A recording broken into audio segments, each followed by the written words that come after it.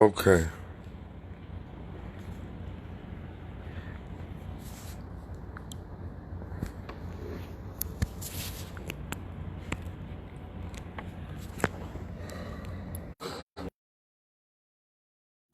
All the time, God is good.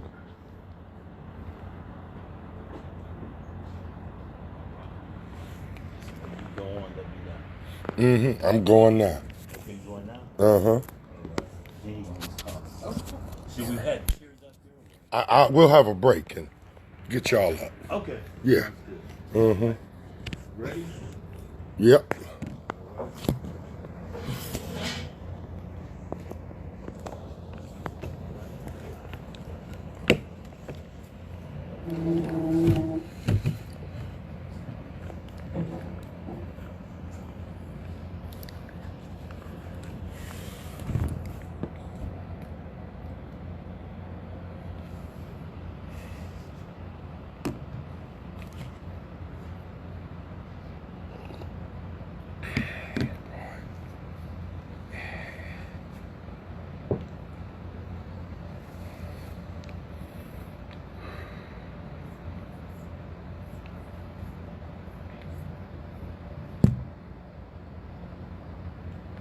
Hey, Junior. You back there?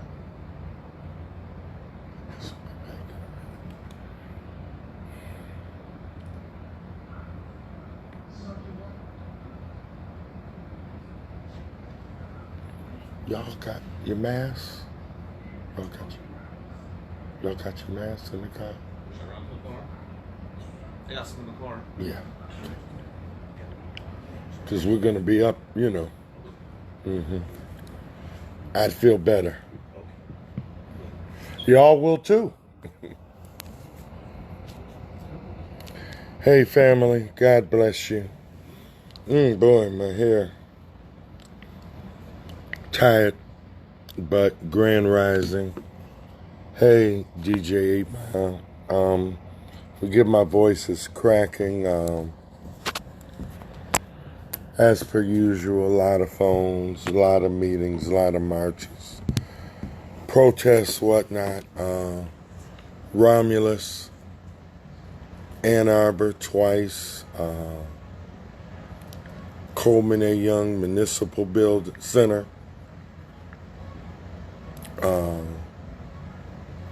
Livernois, Harper Woods twice. Tomorrow, Brother Carnell Alexander Foundation, Woodward and 8 Mile at 11 a.m. So my voice is going to be cracking. But God is good all the time. Facebook Live, this is the Get Up, Stand Up, Truth and Vision show. The truth is in the house. This is our TV version at WHPR, African American Ownership. R.J. Watkins from The Scene, from the New Dance Show, coming from WGPR, which was the first African American owned TV station in this country. No WGPR, no WHPR. We are all links in a chain. Links in a chain. We are one connected to another. Solomon said there's nothing new under the sun, and all due respect to Solomon, but we know before Solomon said that, Imhotep, the world's first multi-talented genius, a black man, built the Step Pyramid. He was the world's first prime minister, a doctor, a lawyer, a poet. He's also the one who said, eat, drink, and be merry, for tomorrow we die. Hippocrates studied the they won't tell you. Do no harm, they won't tell you. They never, that's the problem. That's what's behind all this police terrorism and banking and oppression and recession and depression. That's what's behind it. Lies, myths, falsehoods that people accept as truth. Falsehood was placed on us. Falsehood was injected inside of us, just like POTUS Coochie Grabber tells you about injecting yourself with Lysol and bleach. Don't do it. Don't do it. But it was injected. That's what it's all about. That's why some folks can't move past. Can't let it go. But this is my first live show here. Well, we was on live through the phone last week. COVID. But it was my first show live last week through the phone. Today I'm in studio and we pray for everyone who's lost someone, whether if it's COVID or if it's violence or if it's a broken heart or if it's, yes sir, we pray. So anyway, we're going to start our show. We got Nate Frazier and Bill Amadeo. I said it right? I'm the little engine who could. Here. So I'm going to do my intro, whatever, and get them good brothers on up here. 5, 4, 3, 2. Grand Rising family, giving honor and giving recognition to Almighty God, who's the head and the guide of my life. And I am forever grateful to the Almighty for life, for light, for a portion of health, for a smidgen of sanity. And really, when you are in a white, racist, sexist, classist, capitalistic society whose tentacles are global, and this has been the standard operating procedure, stop, for centuries, about all you can have is a smidgen of sanity in dehumanizing the black and all kinds of black, brown, beige, tan, yellow, whatever, and poor whites. When you do this, you've dehumanized yourself. But nevertheless, I thank the Creator. I was looking for something. I was in need of something. I was wayward. I was not the man that I'm still trying to become. I was a problem. I was a nuisance. But I thank God for grace in the journey. I thank Him for the Savior, the Redeemer, the Deliverer, the Master. I thank Him for Jesus Christ. This is the Get Up, Stand Up Truth and Vision show. The truth is in the house. We're at the new WHPR. I don't know what to say. I don't know what to do. I haven't done a live show at WHPR in months since COVID broke out. This is the first live in studio. Last week over the phone. I'm ready to dance a jig, as the old folks would say. Glad to be here. Once again, we're here every Saturday, 7 a.m. to 10 a.m.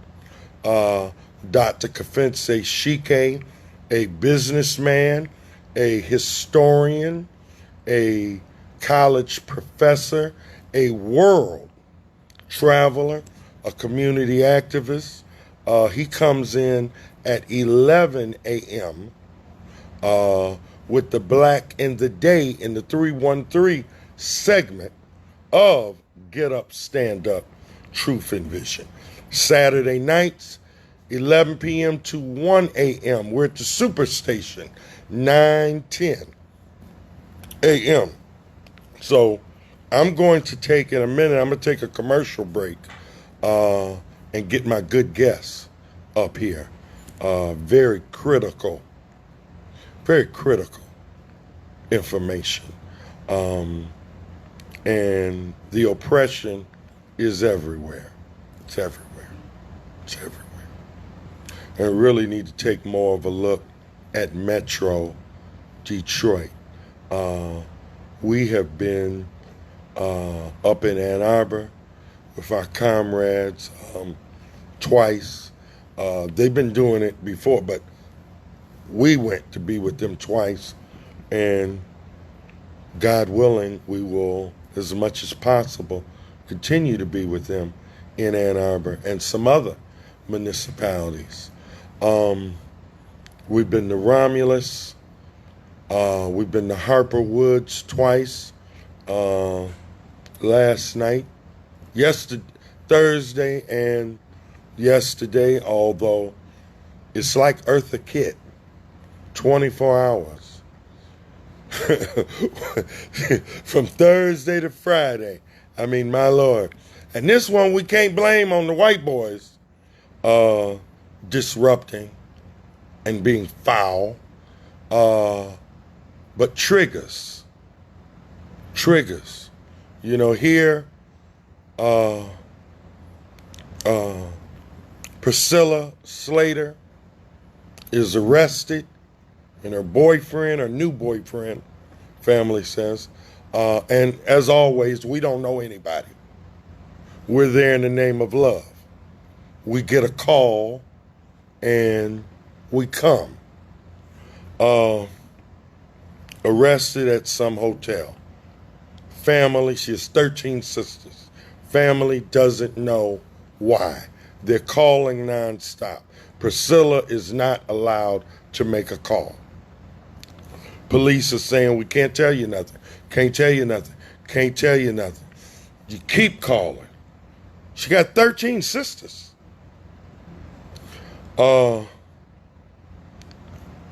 They call and they tell them, we don't know what you're talking about. We don't have her. Then they come back at you. Your sister's dead. And praise the Lord, Brother Tafari Brent, Urban Peace and Justice Movement, Negus Vu, co-founder of New Era Detroit, former vice president, now with the People's Action, myself, we go to work, we get the mayor, and God gives the increase. The mayor comes out. 6 of 7 city council people come out. And the police chief comes out to address the family. And it's like I tell my wife all the time, baby, hear me. Hear me before you say no. Passions are hot. We got righteous indignation, and we should. We should. About all of it. All of it. But in order. In order. I try to do our protests in order. And what? In a great crowd, 6 or 7 Negro again, not the white boys we've been talking about, and not all the white folks coming and protesting in Detroit or elsewhere have been clowning. There have been many that have been sincere, but some are clowns, paid or not. Well, you got that with white, you got that with Negroes. You got paid Negroes from the government, and you got on the house triggers as well. 6 or 7, well, I'm not even going to go into it. It's all good. It's all good. Again, we come for the victims. We come for the families. We do not know 99% of these people. You call, you've been discriminated on my job because I'm black. I don't know you. Your child is missing. We don't know none of them. Beaten, robbed, raped, murdered. We don't know. We come in the name of love and we leave in the name of love. But I try. Anytime I put out the call, others can run their stuff the way they want. If I put it out, it's going to be with some order and some dignity, no matter what. And if you weren't getting any 411 at all, and now you got the government of Harper Woods at least trying to talk to you in public, hear what they have to say first. So we'll see how that goes on. But anyway, Sunday, 11 a.m., the Carnell Alexander Foundation. You know, Carnell, one of our good lieutenants. We're marching, we're praying, we're rallying, 11 a.m., Woodward and 8 Mile. Come on out. Come on out. You have to march the whole time. If you can only walk a block, do that. If you want to drive your car and yell out, praise the Lord, yell out all power to the people, yell out black power, yell out justice, yell out freedom now, yell out reparations, whatever.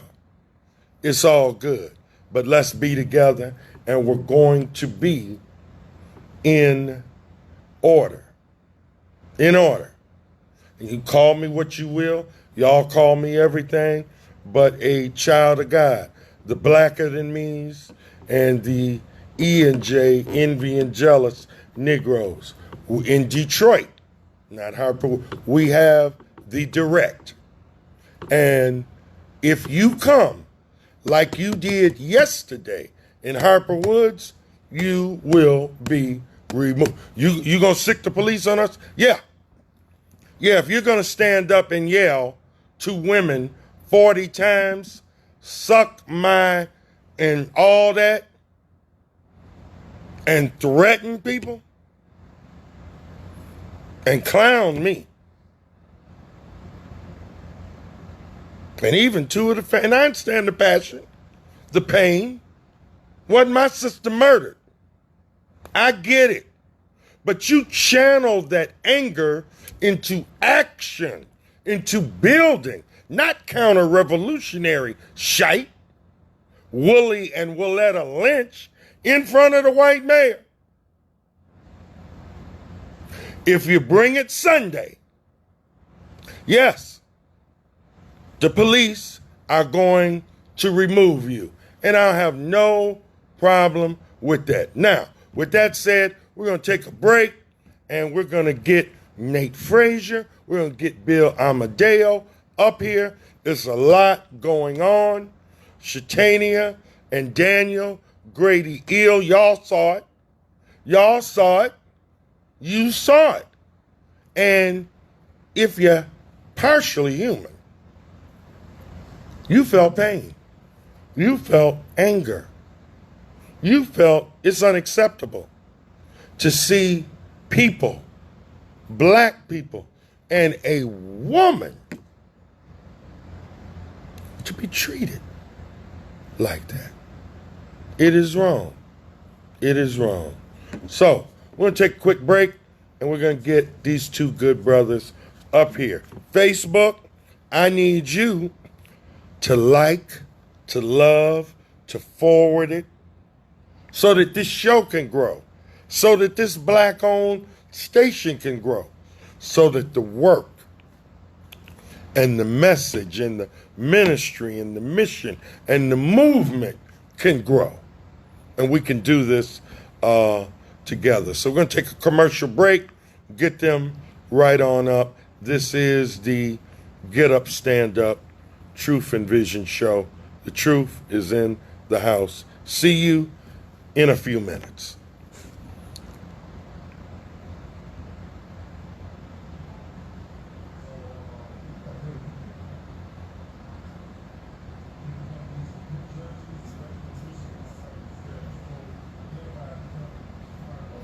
Okay.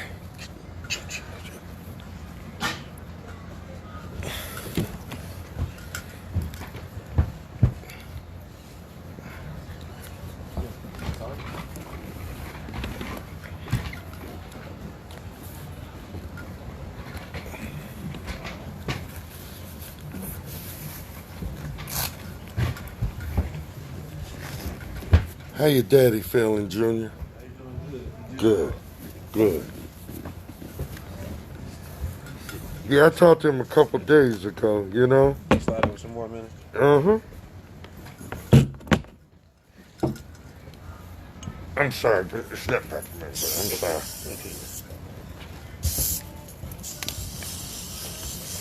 Just keep everybody safe, you know? Oh yeah, no problem. Ain't nothing wrong with it. Got you. I'm getting your mic,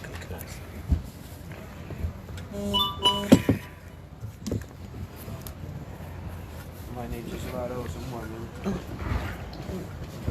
Mm-hmm.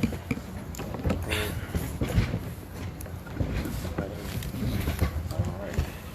Good? You don't know what it has to do. Well, where you want us? Yes, sir. Okay.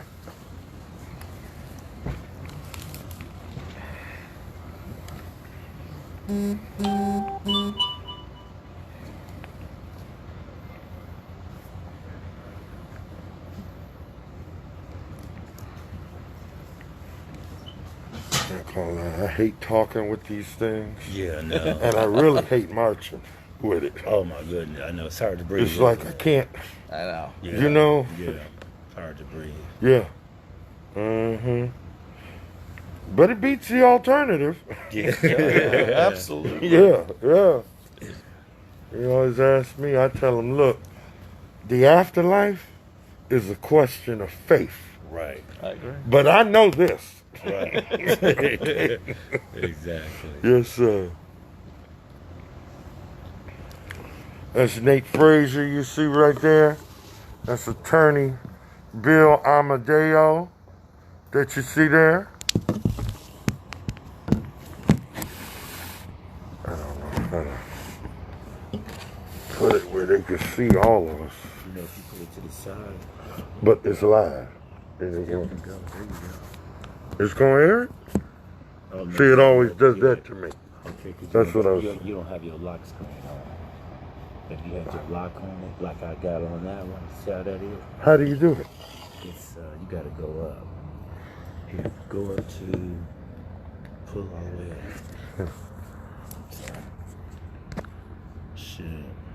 I've never been able to do it, you know? Here it is. This one right here. Do what you gotta do. Just change it back before you go, I guess. There you go. Now Okay. Now we there. Because it'll be on. No, it ain't gonna do It ain't gonna work? No. So you Okay. have to leave it the way you got it. Well, unlock the screen then. It's unlocked. It's unlocked. Okay. You must have a better phone. I don't know. No, I think you gotta do it before you go live. Oh, Yeah, that's what it is. okay. I'm gonna show you afterwards. Yes, So you sir. can get all your people in. Like you got Okay. 3 people. Uh-huh. Yeah.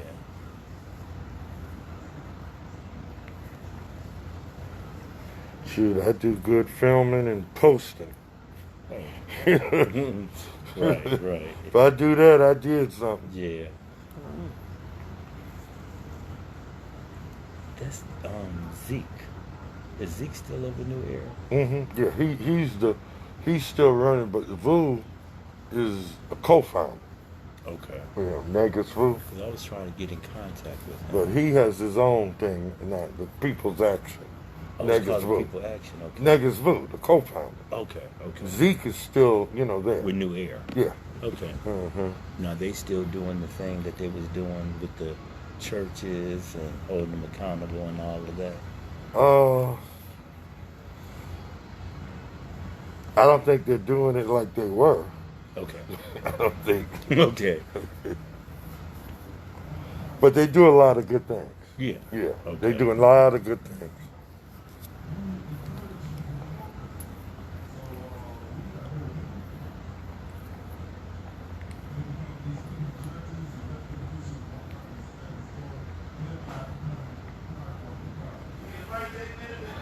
God is good all the time.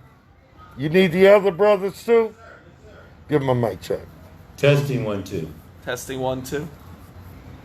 God is good all the time. Okay.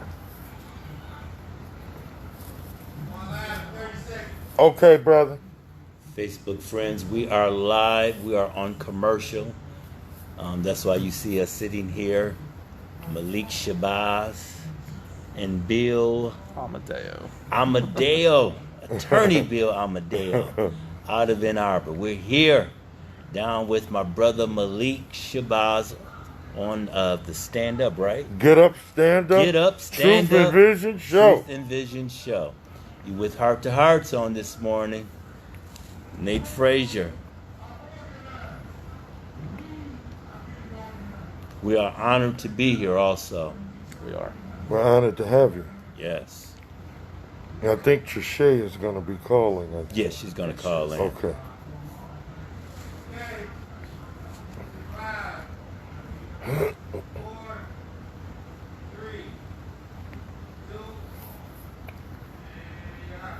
Grand Rising family, once again, this is the Get Up, Stand Up, Truth and Vision Show. The truth is in the house. Before I bring my guests up, let me let you know about Lemon Burn. Lemon Burn, a healthy way to lose weight, to get energy, and to burn fat, especially in the stomach. Black seed oil. I'm sorry. These masks are a ITCH, but it beats the alternative. Black seed oil, rose hips, detox, suppress appetite, burn fat, stimulate digestion. We got apple cider vinegar, blood seed oil, thymol, olive oil, cayenne pepper, yum, yum, yum. Rose hips, senna power, papaya, buckthorn bark, and more. You'll be supporting Black TV. Call the station at 313-868-6612, 313-868-6612, and leave on that voicemail you want some lemon burn. Home delivery is available. And tell them Brother Malik told you about it. All right. Counselor Bill Amadeo and Nate Frazier, Grand Rising to you, good brothers. Tell us what's going on in Ypsilanti. What's going on with the Washtenaw County Sheriff's Office, Sha'Teina, and Daniel Grady Eel.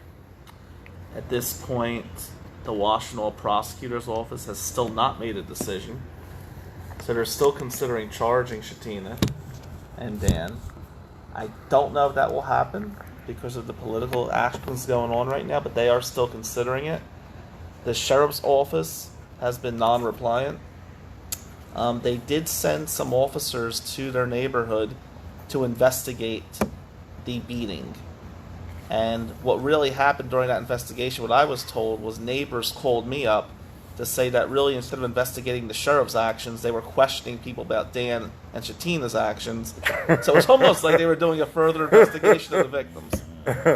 And you know, I said this about the Washtenaw Prosecutor's Office that's really frustrating me.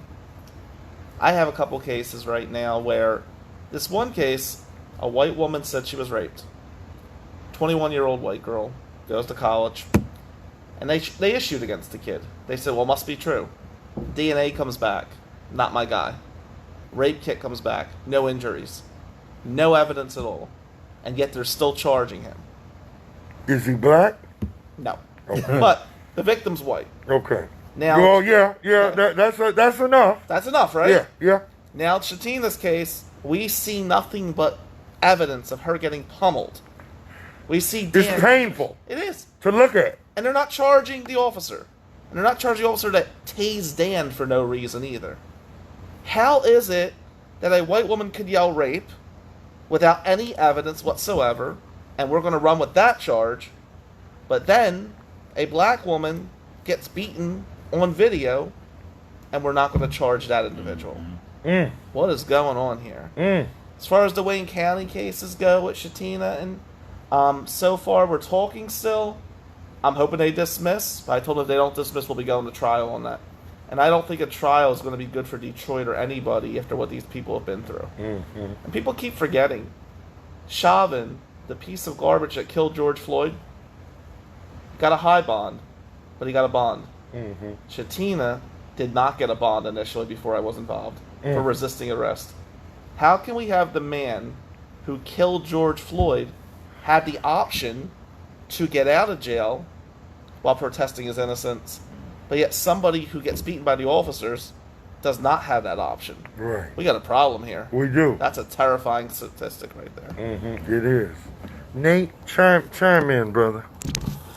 You know, this case is I put it like this. It's sad. It was sad to see the video, to see what happened to Sha'Teina. It was sad to see her husband being helpless, trying to protect his wife. Then he gets tasered. That's sad. It's sad how You're supposed to protect your wife. you're supposed to. Yeah. And the way the county have went about this, to me, it lets me know in regards of the Washtenaw County prosecutor's office, that's why it needs to be dismantled. That's why they need a fresh start. This is nothing new. This has been going on for over 28 years under the administration, and I will say his name, Bryant Mackey. The injustice. Who is Bryant Mackey? He is the top prosecutor for Washtenaw County. He has been the top prosecutor for Washtenaw County for 28 years. He's leaving. He's retiring. But this is what's been going on. This is what we've been dealing with, the injustice in Washtenaw. And when you can go and look at so many different cases that have taken place at Washtenaw County, how racist it is. You see a lot. I've seen a lot of young black men go in that court system, went in on misdemeanor accounts, but they walked out as felons. Wow. And that's just the way it is. It's like their motto is, don't let them leave without becoming a felon. And it's like that's what they work hard at doing. And I'm not saying that every black person that have walked into that courtroom was innocent, right, was not guilty. Right. But the thing of it is the injustice. And I'm looking at Sha'Teina L. Grady. I just saw her the other day, and I'm looking at the stitches in her eyebrows. And I can just click on my Facebook and see that beating. And even in that, on video that has went viral around the world, they're trying to find ways to justify what they did. And prosecutor. Amazing. Beat us. You understand what I'm saying? Knock us all upside our head, but then charge us with an assault. And this is nothing new. Right. And like I'm saying, because that's what they do. That's what they do. They beat you, and they accuse you of beating them. Exactly. They murder you, and then they assassinate your character as if that justifies what we've done to you. What have we always said? What have they always said? I'm afraid. That has always been the thing. I was afraid for my life. And I'll tell any police officer that's out there that's supposed to be protecting the citizens, if you are afraid, get you a desk job. If you are afraid of black people, you don't need to be out there. Because in your mind, you already looking to do harm because you're already afraid of your life. How in the world can you go out for something else? And this whole entire thing took place with Sha'Teina L. Grady. This is not the first, the second, this is the third time that she has been whooped on by police officers. And to see this big burly white man, 6'5", maybe 265 pounds, Wow. beat on this little young black girl, knock her upside the head. Now, this is what gets me. First, we see him picking her up, carrying her a few feet, then set her down and go to knocking her upside her head. And then all you can see in the video, which we can't see, is him quoting, "Stop biting me. Stop biting me." From a Dr. Tate, because he beating her in the back of the car. Now, that was, I'm going to let her attorney. Yeah, supposedly nothing happened in the car. The car, she was already beaten. In the Okay. car, she was begging to go to the hospital, and they wouldn't take her to the hospital. So the beating occurred at the vicinity. Okay. Inside the car, you could see injuries, and she's begging to take me to the hospital. They won't take her to the hospital. I keep hearing things, and me and Jerry Clayton. And Jerry Clayton's the sheriff of Washington County. Who's black? He's black, Mm-hmm. and him and I are like in a complete war right now Mm-hmm. because he gave that press conference the Friday after the incident. He defended the officer for an hour and 9 minutes, and he gave fuel to a lot of people that are white supremacists or just racist in general to say that Sha'Teina bit this officer first. Let me clear something. Does it make any sense that she would bite the officer first? Does that make any sense to anybody, objectively? Right. Here's what happened. He went to arrest her illegally. Doesn't read her Miranda. Puts his hands on her. He's already attacking her. Then you hear, "You're biting me," after he's already assaulting her. Then he throws her to the ground. He almost kills her. If Tina bit him defending herself, she's trying to survive. That woman could have got killed. Right. But for Clayton and Mackey to support this, because Mackey's not doing the right thing. I sent to Mackey again this week, and I sent you the emails. Mm-hmm. Are you charging these officers or not? No response. We saw what happened, and people keep forgetting that Dan was tased for no reason. I have an unarmed man who's trying to defend his wife, and he's doing it relatively peacefully, actually. Yeah. I don't see him throw fists even. He was trying to defend her, but he was also trying not to hurt anybody. Right. It was Or get passive resistance. Exactly. What Dan did. And then you're tasing him and arresting him. That's amazing. And he paid. And the thing about it, if you see in the video, he tased him from a distance. He did. So Dan was already over by the squad car. There's no exigency. Okay, and there was no need for that Need to- officer to walk up and tase him when he's just standing, by the car. So they already had got Dan on. They pulled him back. Dan went back. Here come this officer. He comes up. He tases him. And so, and then on the video at the end, then I heard one of the officers was saying, "Let's get out of here. Let's get out of here." I mean, my thing is, what do you mean by that? Let's get out of here. The officer that beat Sha'Teina, you hear him almost in pain and fear for his life say, "Let's get out of here." Like, think about that. And that same officer submitted charges to the Washington County Prosecutor's Office. And Jerry Clayton, he leaves this out of the press conference. His employee submitted charges after beating that woman. And you hear that officer say to Sha'Teina in the car, you're getting a felony, right? Like he's mocking her after beating her. And none of that's brought up to the press. So I will tell you, a white journalist who I no longer talk to said to me after Clayton's interview, so did you hear Clayton's interview? And I said, no, I didn't hear it yet. He goes, I will wait till you hear it. Like, he was proud of what Clayton said. And I watched that interview over 100 times now. And I broke it down. It's disgusting. He does nothing but defend the officer's actions. Nobody's even apologized to you. It's a sad situation. Well, we have to make it an issue, and it has gone global. It has gone viral, but we need to do it again and again and again. Mm-hmm. See, remember Ahmaud Arbery. Mm-hmm. The police, the prosecutors, law enforcement had the tape for over 70 days. So it was the fact that we saw it and got enraged and started marching and yelling and phone calling and emailing and all that. The Chauvin, Derek Chauvin,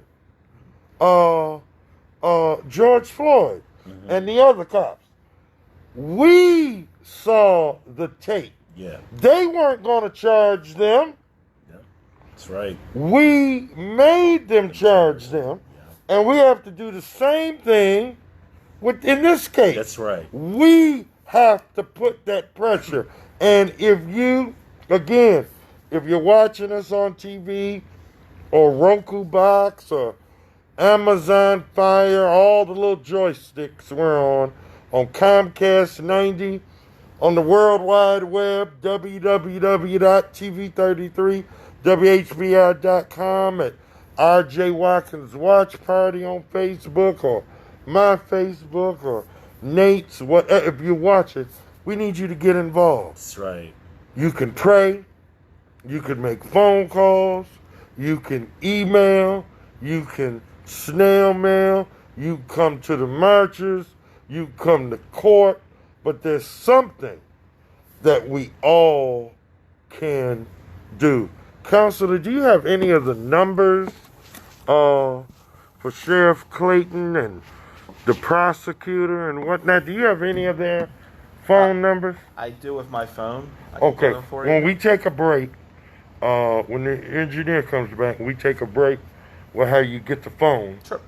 And we want you to give out the numbers, the emails, the snail mail for the cast of characters Absolutely. that need to be contacted. Absolutely. And as always, family, be a friend. Tell a friend that we are here and we're live. And tell them what we're talking about. This is WHPR.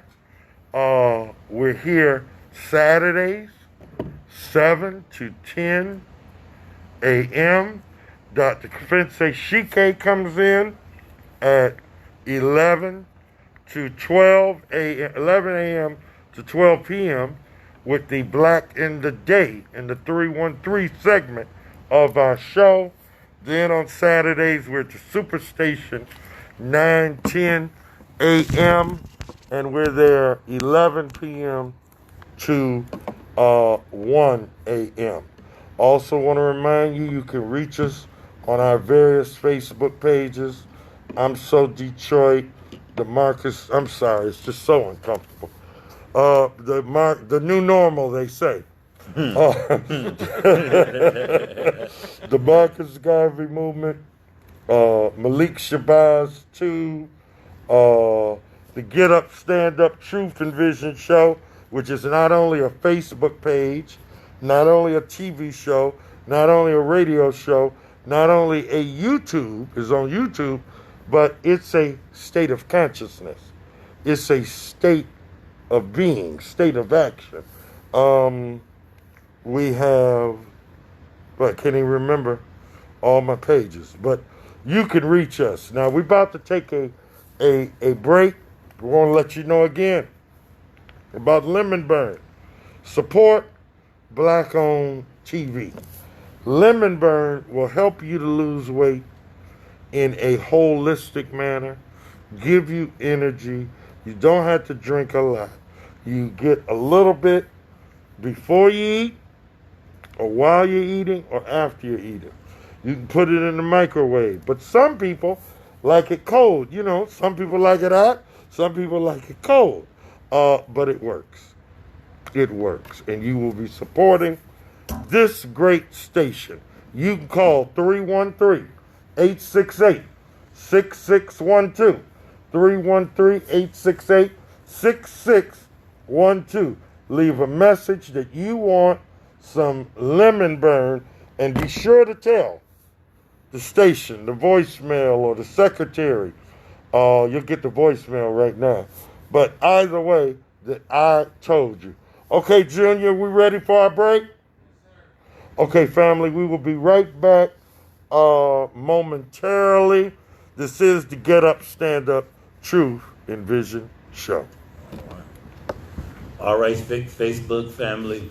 Tag a friend. I know it's early this morning. I think we're going on 8 o'clock. But tag a friend, tag somebody. Let them know that we on the Malik Shabazz show down here in Detroit. We're talking about the Sha'Teina, Grady L. and Dan L. story that took place in Ypsilanti and Apple Ridge. And we want to keep this movement going. Also, we will be the prosecutorial misconduct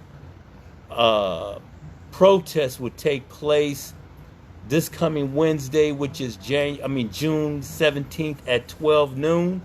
The flyer is out there, so please, I'm asking what day is everybody the 17th? On a Wednesday. Okay. It's on a Wednesday. Not a Tuesday, a Wednesday. Right. Okay. This coming Wednesday at 12 noon, we will be protesting.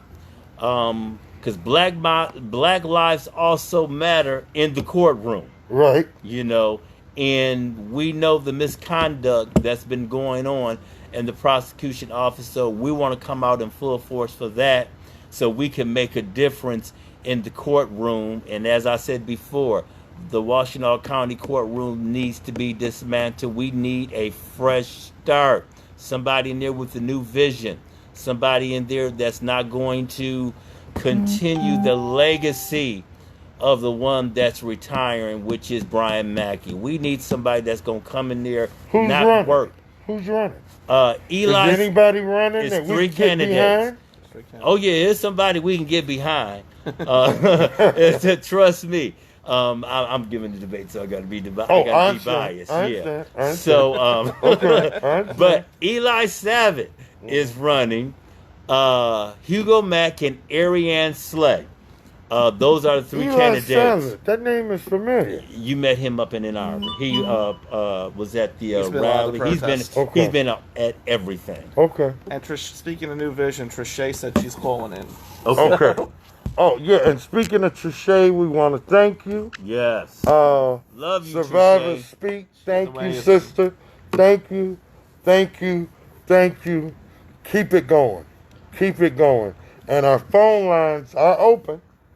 Trichet, if you're out there, 313-868-0, and anybody, if you want to call, 313-868-0351, 313-868-0351, 313-868-0342, 313-868-0342, and 313-868-4336. Our lines are open, and Nate Frazier and Attorney Bill Amadeo want to hear from you. And so that's you, Facebook Live. We'll be Yes. back on WHPR Live in a minute. We're on a commercial break. We're taking care of our good friends at the Detroit Medical Center. We want to thank you, DMC. DMC always there. DMC always there. DMC always there. And we thank you for your support, and we need your support. So our line's open, and they want to hear from you, and as well, I do. I also want to remind you again, the Carnell Alexander Foundation, tomorrow, 11 a.m., Woodward and 8 Mile. This is going to be protests because Black lives matter, all lives matter, human life matters, Right. everything matters. But it can't matter properly if you're leaving one out. It's going to be peaceful. It's going to be in love. We're going to show our righteous indignation. We should. But we have to be organized. We got to keep it peace. We got to come in peace and love. And we need to exit in peace and love. Let us show the best of us. We are intelligent. We know how to talk. We know how to place our demands without every other word being a 4-letter word. Right. To folks you already know. The mayor, the police chief, 6 out of 7 councilmen. You already know they scared. No, you already know it. So, and I know we're emotional. I know we're in pain. and all that, but do it in a certain way. Yes, sir. All right, we're going to go back live, family, on WHPR momentarily. Tag a neighbor, tag a friend. That's right. Let them know we're here. That's right. Facebook Live. We're looking to hear from Survivor Speak. Touche Duckworth. Love you, Touche. 4, 3, 2. Grand Rising again, family. This is the Get Up, Stand Up, Truth and Vision show. The truth is in the house. I'm your brother, Malik Shabazz. Let me let you know right off the top again, you got to promote yourself. You've got to promote yourself. And because of how things are laying in this world, and you know the average white family has over 10 times the wealth of the average black family. Yes, that's including their ancestors now. Michael Jackson, Prince, Aretha, but Oprah, Michael Jordan, LeBron, Denzel, in spite of all that they have acquired, God bless them. White folks and I'm not saying they're not poor white people. There are white people dirt poor. Some of the poorest people around is in the Appalachian Mountains. And when I see abject poverty, I don't see color. What I mean is, because anybody don't see color, is colorblind or blind. What I mean is, suffering is suffering, is what I'm saying.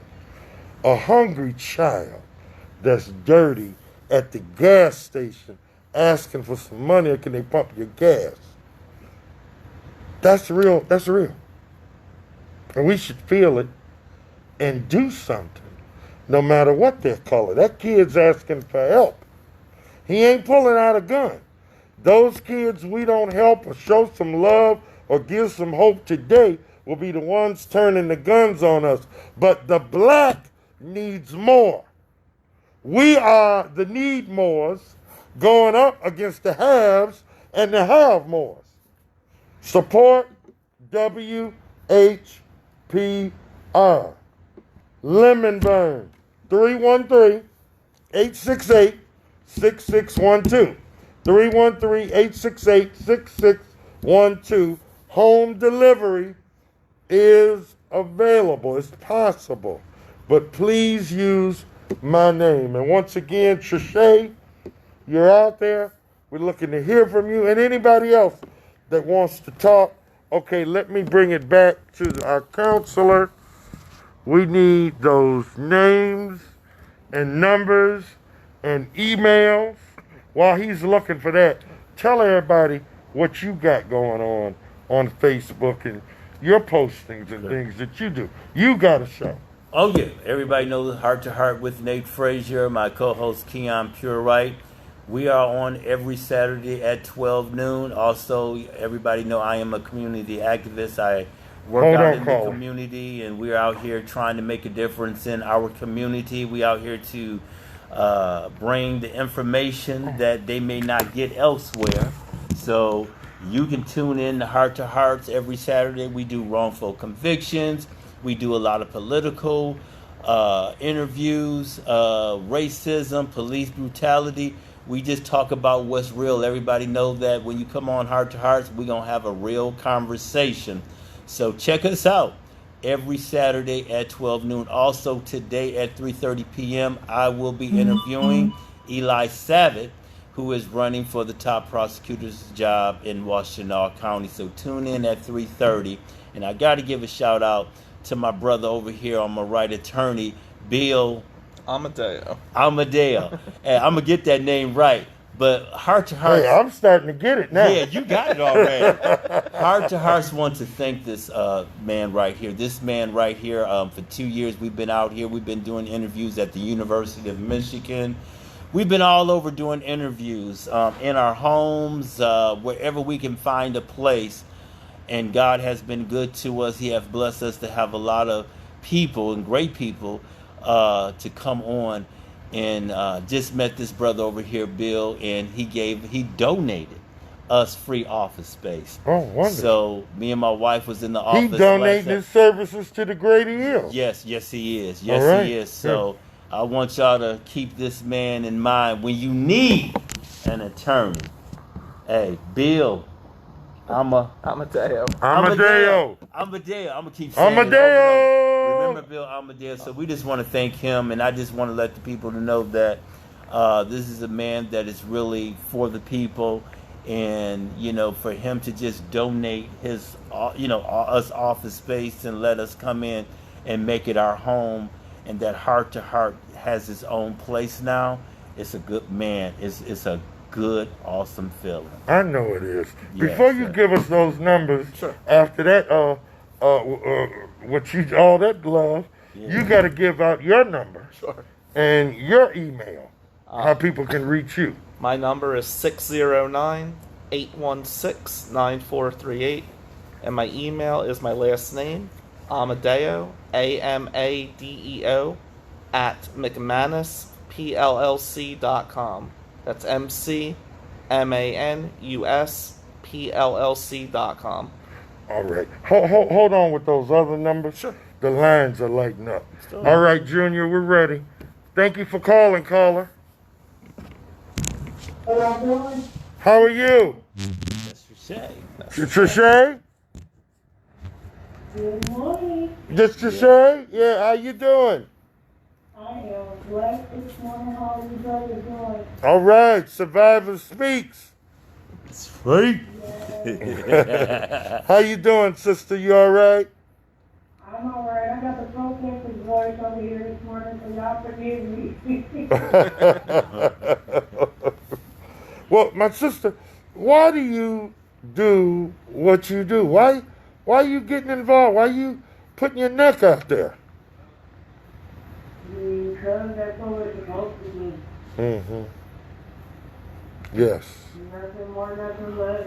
We are supposed to take a stand, and that's what they've been through so much, to stand the whole entire family, and we got to stand for them. Because if we don't stand for them, it's like we're not even standing for ourselves. Right. Right. That's right. That's right. Now, what all does Survivor Speaks engage in? What all are your, the parameters of your, community engagement? Well, Terrorism basically brings a voice to taboo topics to social injustices. And we do it through different forms. We do it through the art, community conversations, and other creative forms, as well as protesting and strategic plans to take action within communities. And this is about mobilizing communities to use their voice as well as individuals. Okay, and how can people reach your organization? So our website is under construction right now. But if you would like to reach out to us, our phone number is 734-252-6075.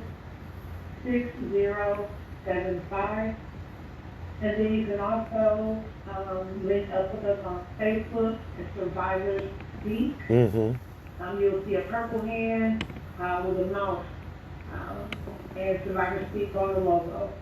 And so also, at Survivor Speak, one of our top platforms is wrongful convictions.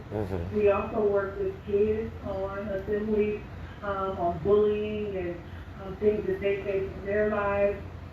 And like I said, we just like to bring a voice and tell people to use their voice, use their vote, and impact change the best way that they can. Yes, ma'am. And so give out that number again, that Facebook. I don't know if you email or not, but give out your information again.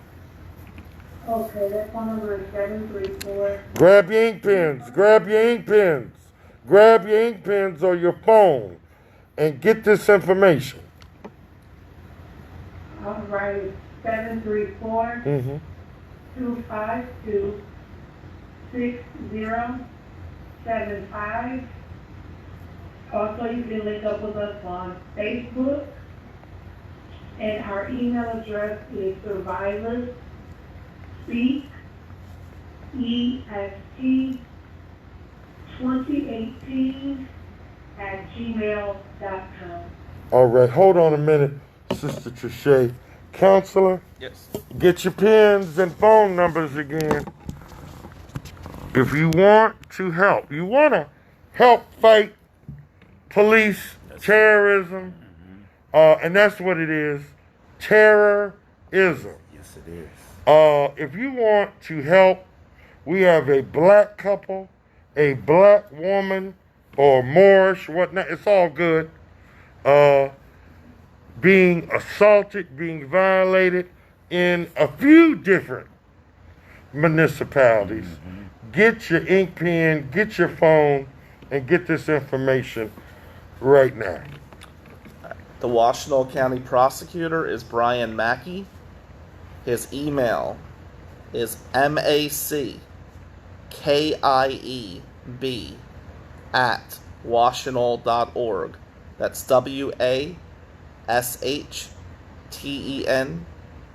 WASHTENAW.org. And his phone number is 734-222-6626. Once again, his phone number to the office is 734-222-6626. Junior, are we able to bring the other caller on with Trichet, or do we have to put her on hold? Let me try it. Okay. Trichet, if we disconnect you, call back, okay? Okay, yes, sir. This is the first live show in months. We can do it. Oh, we got, okay. Caller, we got you on with Trichet Duckworth, Nate Frazier, and attorney Bill Amadeo. Good morning. Thank you. Can you speak up a little bit? Yes, can you hear me better now? A little bit better. Okay, hold on, to my volume up. Okay. Can you hear me now? I got you now. This is Sister Keela. Yes. Hey. Hey, first of all, I want to talk about how it makes me feel to see a man beating a woman. And I often think, you just cannot let someone stand there and beat you without fighting back. That's right. And these police officers, the way that they are beating women. For example, that cop that beat that mentally ill woman unmercifully Oh, at the hospital. at the hospital. It's a disgrace. And we have to remember too that many of these police officers have issues too. And they come to work looking to take their frustration out on someone also. But I want to comment on what something you just said, which is something that I have not been able to figure out is, when you become a police officer, to me, you know that you are applying for a dangerous job. So, how can you use as a defense, I feared for my life? That I have never been able to understand.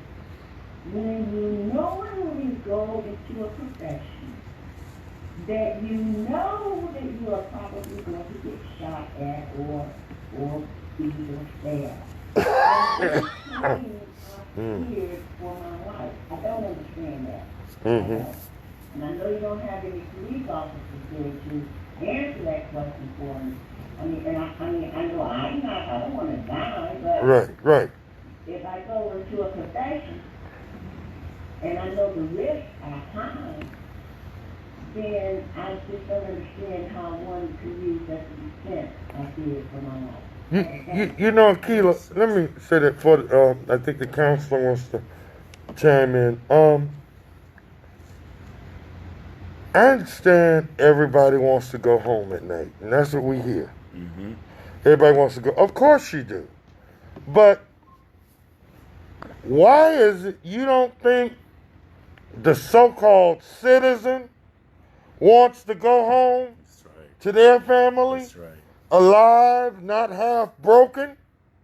I mean, if all life matters, then why is it the police life is more precious than a non-police? See, and the police, look, blue lives matter. I'm going to say it again. Blue lives matter. White lives matter. Chicano lives matter. Polish life matters. All life matter. But if we say black life matter and you have a problem, then the operative word is black. The word that's upsetting you and getting you into a hissy is the word black.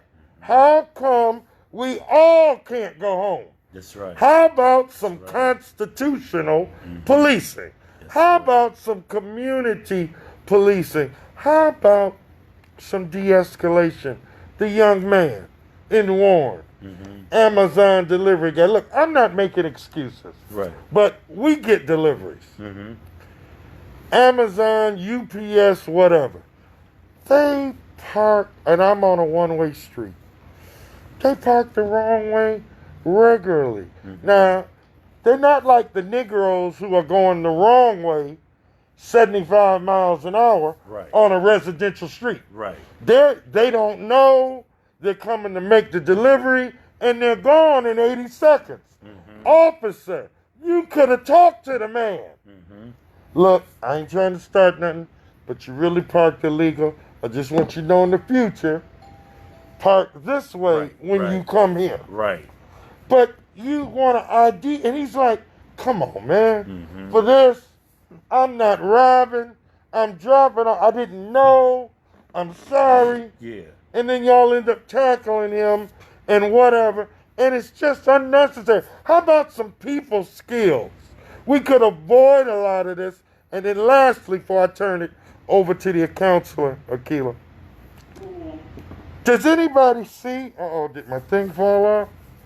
I think it did. We are, you see it? Okay, I'm sorry, y'all. Boy, you know, these masks are something else. Are you not watching TV?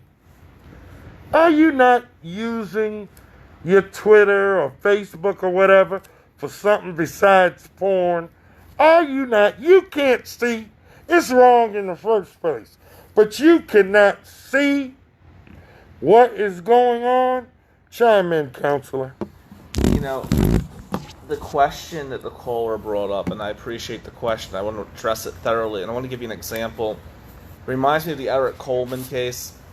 Eric Coleman was my first quote-unquote big-time case. And Eric was a black man in Detroit, young guy, like 28, and he had broken ribs. And his ex-girlfriend broke into his house and was beating him with his own cane on his broken ribs. Boy. And Eric called 911. And she wouldn't stop. He had a CPL, and he shot her in the leg to get her away. And he ended up getting charged with attempted murder for that. Eric was scared for his life. We won that case. Praise the Lord. But then here's what was really confusing to me, and this is a question that the minister and Nate could answer better than me, but 6 months later after we won that case, Eric was shot down in a robbery gone wrong. He was a victim. My Lord. And he was killed after we won. He won his freedom, then he gets killed 6 months later. And a few things went through my mind. And it wasn't a white cop that killed, let me be clear on that. But the first question people asked me was it a white officer that did this to Eric? That was the first question on people's mind. And the prosecutor in Eric's case, and let me be clear, I don't hate the Wayne County Prosecutor's Office because I'm trying to work with Kim Worthy on some issues. But the particular prosecutor in Eric's case, I said to her, how could you charge this man with attempted murder? He was scared for his life. And she said to me, come on, black guy with a gun in Detroit, what do you think really happened? That's what she said. Wow. And thankfully the jury saw the truth. But when I gave one of the eulogies at Eric's funeral, because we became like brothers, it was a very sad event, but there was also, and this is where I'm going to pitch the ball to you guys, there was also like a belief that young black men just get killed in Detroit. It's sad, but this is not abnormal on a weekend to go to a funeral. And I gotta tell you, that's when I started. That was one of the first things that really led me to the Grady case. Because I started thinking to myself, what am I missing here? Because most of my clients are wealthy Caucasians. I get that. I make a good living. Right. And me being on this case has really sent shockwaves to people because why are you involved? I keep hearing from white people. How can we not be involved? I will never understand what it's like to be a black man in America. But I'm smart to know there's a problem and we need to fix it. Yes. And more white lawyers need to be on that situation. So to answer the caller's question directly, Eric Coleman was in fear for his life, and I could substantiate that. The cop in the Grady case was allegedly in fear for being bit, and he almost killed a woman. Why are there different standards for the police than for the citizen? If anything, the citizen should be given more slack, you would think.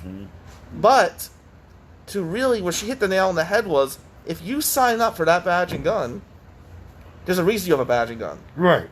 And if you use your authority to protect the community, that's a great thing. But if you abuse that authority, which we're seeing happening more and more every day, we're in for a civil war. I don't know how else to put it. And I'll pitch the ball to you guys on that. Woo, well, that was deep. Okay, Akila. All right, peace now. What can you say after, boy, this thing just keeps popping up. What can you say after, got another call? After the counselor. Let's bring, Trishay, hold on. Let's bring the other caller in. Okay. I'm sorry, family. I'm having problems with my PPE. Grand Rising caller. Well, good morning. Am I on the air or am I listening now? You're I'll know. you're on live. Thank you. First of all, I want to say thank you to Mr. Brother Malik Sorry, y'all. for being on the air. I've been asking about you. I'll get back to you in a minute. Mr. Amadeo, Yes. for all that you just said, you are a very, very perceptive man. She's giving you some love. Oh, thank you. He's listening, dear. Okay, now, there is a relay on the line. Oh, what you have to do? We have a time. Mr. Amadeo, your perceptions were very clear and distinct and on point, I might add. Thank you. The average person in this country suffers from the problem of perceiving the problem from the standpoint of those who are affected by it. Now that's where we are. In the old day, I heard a phraseology used to be at one's wit's end. And that is where I'm finding my perception to be of what black people are being faced with in relationship to this police brutality. There is a definite pattern being established where black people are being targeted for reasons beyond reasoning power, just because people feel that they have the opportunity to get away with it. Now, I don't want to go into a long spiel about that because I know you probably have other callers at my back door to get into you. But thank you so much, Mr. Amadeo, for even making the attempt to articulate it so that people can begin to understand clearly what we as black people face. Now, I'm a law-abiding citizen. I've paid taxes, I own property, I've worked through the system, I've swallowed hard, I've given up my viewpoints at certain times for the sake of peacekeeping, and I'm becoming fearful now of the very people in authority. That should not be. That should not be. And that is nothing that I did. So they have some work to do. And they can no longer continue to pass the buck on it. God be with them in this effort. God be with you also, sir. And to the young man in the center, I have forgotten your name. Please pardon me for that. But welcome to the show. And I'm glad to be able to hear you all again this morning because I thought that maybe I wouldn't hear you anymore. As for you, Brother Malik, neighbor Malik, Mr. Malik Shabazz, I have a card for you. I've been carrying it with me for over a year. It's in tribute to the memory of your grandmother. Oh, wow. And I'm glad to see you in such good spirit and everything. So I'm hoping that one day I'll walk up on you just like I have before. Yes. When I do it, hand you this card, you'll know it's from this little lady with the card from you that's over a year old. Okay? Well, thank you so much for bringing up. Thank you. My grandmother, Cornell, I'm sorry, do I just put it on or take this out? What do I do? In there, but I guess you could just wear it without the filter for right now. Well, It's better with the filter. You gotta take the filter out the plastic. Thank God you, bless ma'am. you. God bless you. Okay. I didn't want to do it with my hand. Thank you, ma'am. Okay, so it's ready now? Nope. You take the filter out, then you glue it into the vest. Oh, man, we need a commercial break for this. These masks are complicated here. I like what it say, though, Highland Park. And that's where we are. Highland Park has always been the capital of Detroit. But we're going to take a commercial break so that I can get my PPE together. The black one is failing on me, popping out. But the blue one, Highland Park, the capital of Detroit, is going to come through. Trichet, hold on. Facebook Live, you know, there's no break with you. But we're going to take a real quick Detroit Medical Center break. We'll be right back. All right, Facebook Live, we're on break for a few minutes. Tune in. Like I said, continue to tag people into this video, this live video, here with Malik Shabazz, myself, and Bill Amadeo. Amadeo. Amadeo. Got it right. I got it right. You the little engine who good. Yes. Where you open that up, you see that little glue thing right there? Mm-hmm. And that's gonna man you of some things some women wear. When I first got the mask, I said, what he gave me, a maxi pad in here? Well, heaven forbid I don't want to wear that. You got to. It's Don't the forget, next Wednesday, people that are watching Facebook Where are Live, we Open will it? be at 12 noon. We will be in Ann Arbor for the protests against Doesn't matter where I prosecutorial misconduct. Okay, Trichet Duckworth, my sister, who is just doing a great job out here That's glue. as an activist for the people and working so hard Stick that in there, then. out there in the community. And I just have to keep reminding people that she's also working just as hard behind the scenes and working very hard at getting things in order. And so this is a movement. This is a movement for all of us to come together. Not to come against each other, but let's come together and work together. And let's support this vision. Because one thing I do like about and I love about my sister Trichet is that she has a heart for the people. And when you have somebody that have a heart for the people, that's somebody you want to, get beside them and you want to walk with them.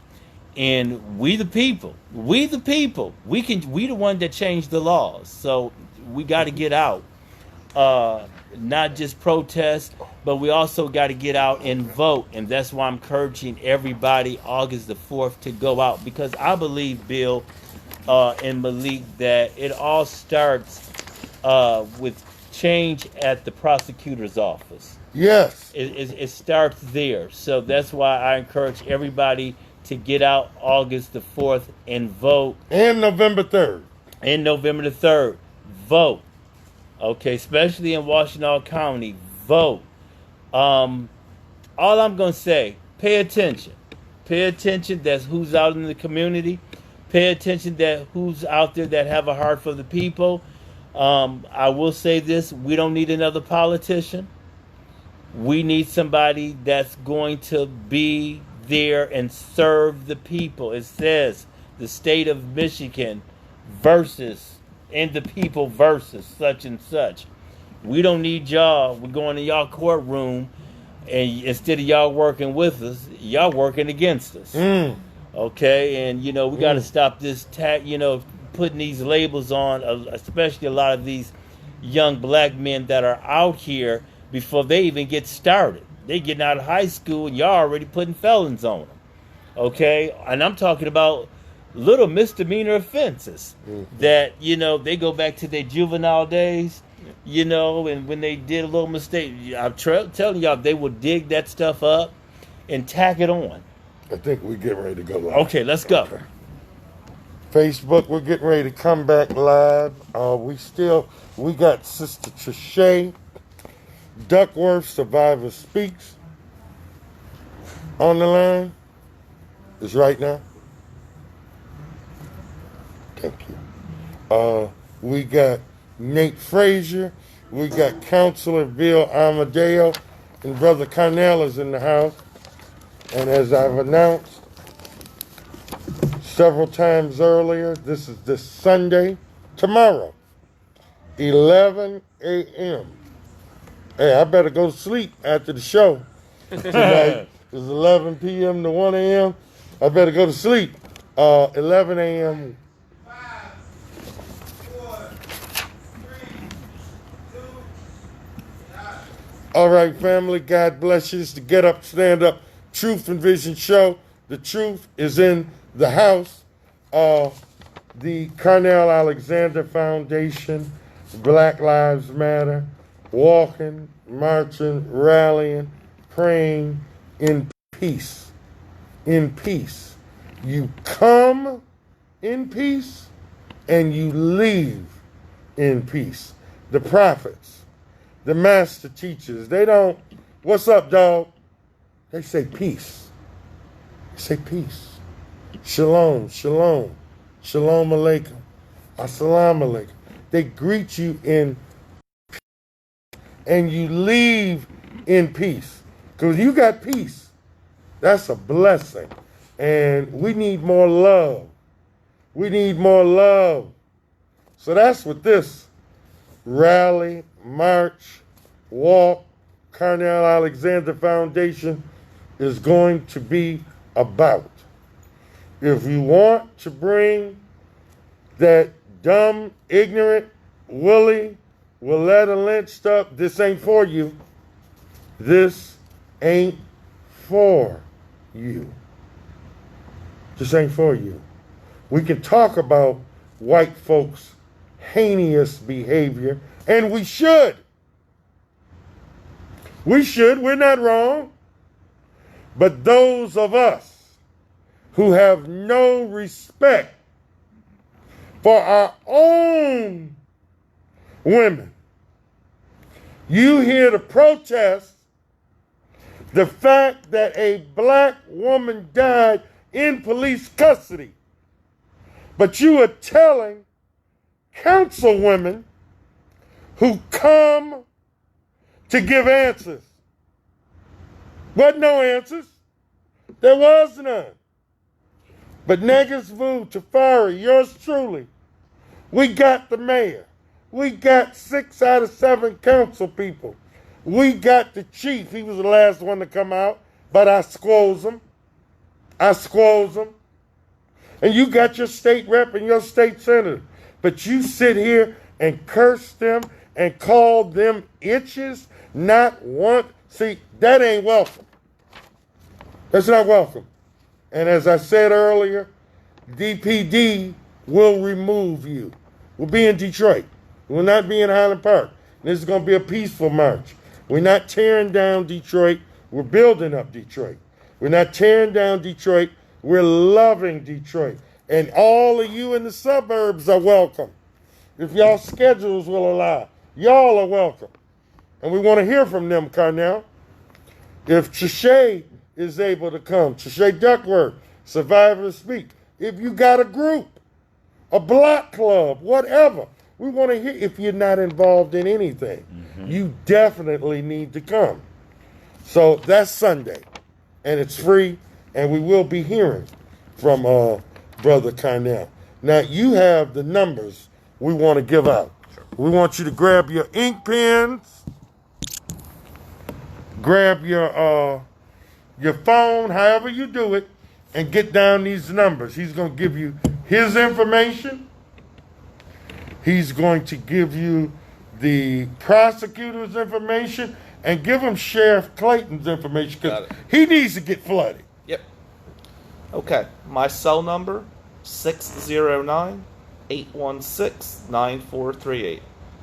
Prosecutor Brian Mackey's number 734-222-6626. Hit that number again. 734-222-6626. And let me give you Sheriff Clayton's number. Let me dig it up real quick. Definitely. Yeah. You need to call that brother. Yeah. Brother, what's up? You can't see what's happening? We know you're the police. We know you're the sheriff. But when you see a human being Right. being beaten, a woman being beaten Exactly. by one of your cops, you know, we want some justice, man. That's right. And look around. Look at what's going on in the world. Right. The world is trying to rebirth itself. It is. But Sheriff Clayton, you and others, see, you ain't got to be white to be doing wrong. It's a lot of Negroes. It's a lot of Negroes involved in some mess. That's true. The world's trying to change, and y'all trying to hold on. Something's got to give. Right. Either the new world is coming, or it ain't. That's true. And it's damn sure coming. Continue on, Counselor. Here's a number for the sheriff's office. 734-891-2243. Once again, 734-891-2243. That's his number. That's the sheriff's office. That's the sheriff. Sister Trishane, Yes, sir. talk to us, dear. What are we doing? What are we doing Wednesday? Wednesday, we are standing tall against such terrible misconduct at the hands of young outcome Brian Mackey. Brian Mackey has engaged in misconduct, allegedly, we will say, for the last 28 years. We put the case to ourselves, the lead brothers, to the homicide, that they charged those brothers 3 natural lives, and they are innocent men. So this is not his first rodeo. He has a consistent pattern of misconduct. So in Washington County, and let me say this, and I don't know much out here in this place. She is working as well. But I know that anyone that was strict under Brian Mackey for 10 years, there's no way you can sit up under this conduct and not have it affect you in your practice. And not only that, she has not stood with us one time since we've been protesting. We've had the other 2 candidates there. She has not come one time. We were out marching in Martin, and lo and behold, look who showed up, Arian Fleck. So she will go up to Myron to protest and not even protest for her constituents. So I tell anybody that is listening from Washington County area, or if you have ex-citizens in Washington County, call them and tell them do not vote for a prosecutor that is not for the police. And when it comes to Jerry Clayton, yes, Jerry Clayton, okay? I respect the man I do. He's a black sheriff and that's Grady. But what good is a black sheriff if they're not going to handle issues of white supremacy and racism? There, makes absolutely no sense. And I understand why. No, it's election time, and the youth is really strong. Is he up for election too? He is. Yes. Sheriff Clayton too? Yes. Who's running against him? A guy named Ken McGee, who I don't know a lot about. Okay. Well, you know, sometimes you gotta, even though you may not know, if you know what this guy is doing wrong, sometimes you gotta go with that unknown. I agree. Well, Ken McGee is an off-the-wall Republican, they say. I don't know. She was. So I can't say that. But I will say this. We do not care. We the people, we do not care who is in office. Because whoever is in office is going to do what we say from here on out. All right. Hey. Give out your number again, dear. The number is 734 252-320-75. Call us if you want to be part of changing the narrative and letting your legislators know that they work for you. And they will only know that if you're present. So we are happy about protesting, but we are going to be equally happy at the afterward because both of them are important. They go hand in hand. Wonderful. That's right. Let me take a minute. We got several people on I don't usually do it, but Sister Keela, the Honorable Wanda Keela, former duly elected school board member, my wife tells me that I should be recognizing people on Facebook while I'm on air. I generally because I'm domesticated. DJ 8 Mile, Carissa Dana Mitchell, Omega Red Ely, Amina. Hey, Amina. Yes, thank you. Melody J. Pamela Powell. Oh, brother student minister Troy Muhammad, my good friend. Muhammad Mas number 1. Assalamu alaikum.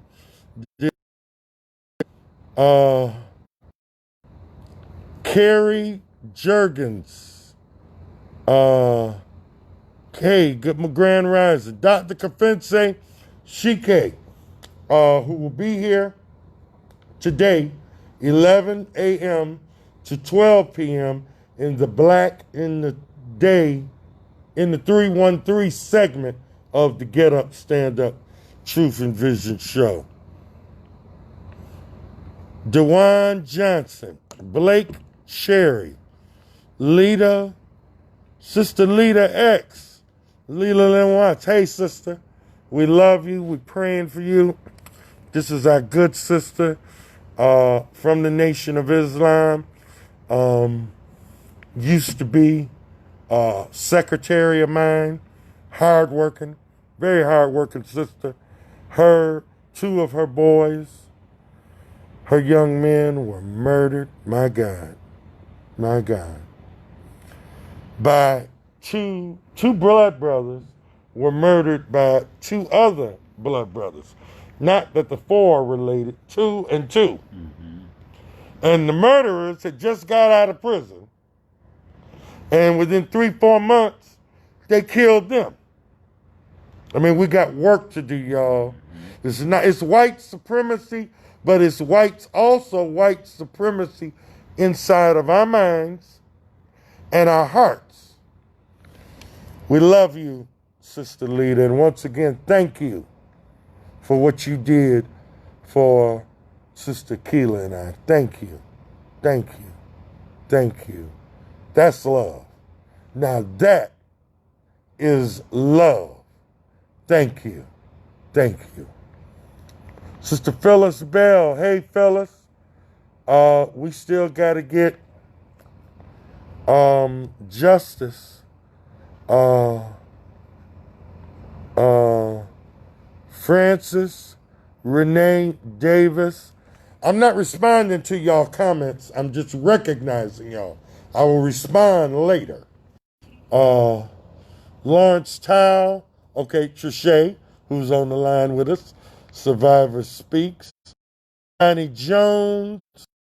Monique McCullough. Hey, sister. How you doing? How's your husband? We hope his health is well. And we're looking forward to y'all being out with us again soon. And we're proud of your son. And we do want to get him up here. Now, you call Deacon Bruce.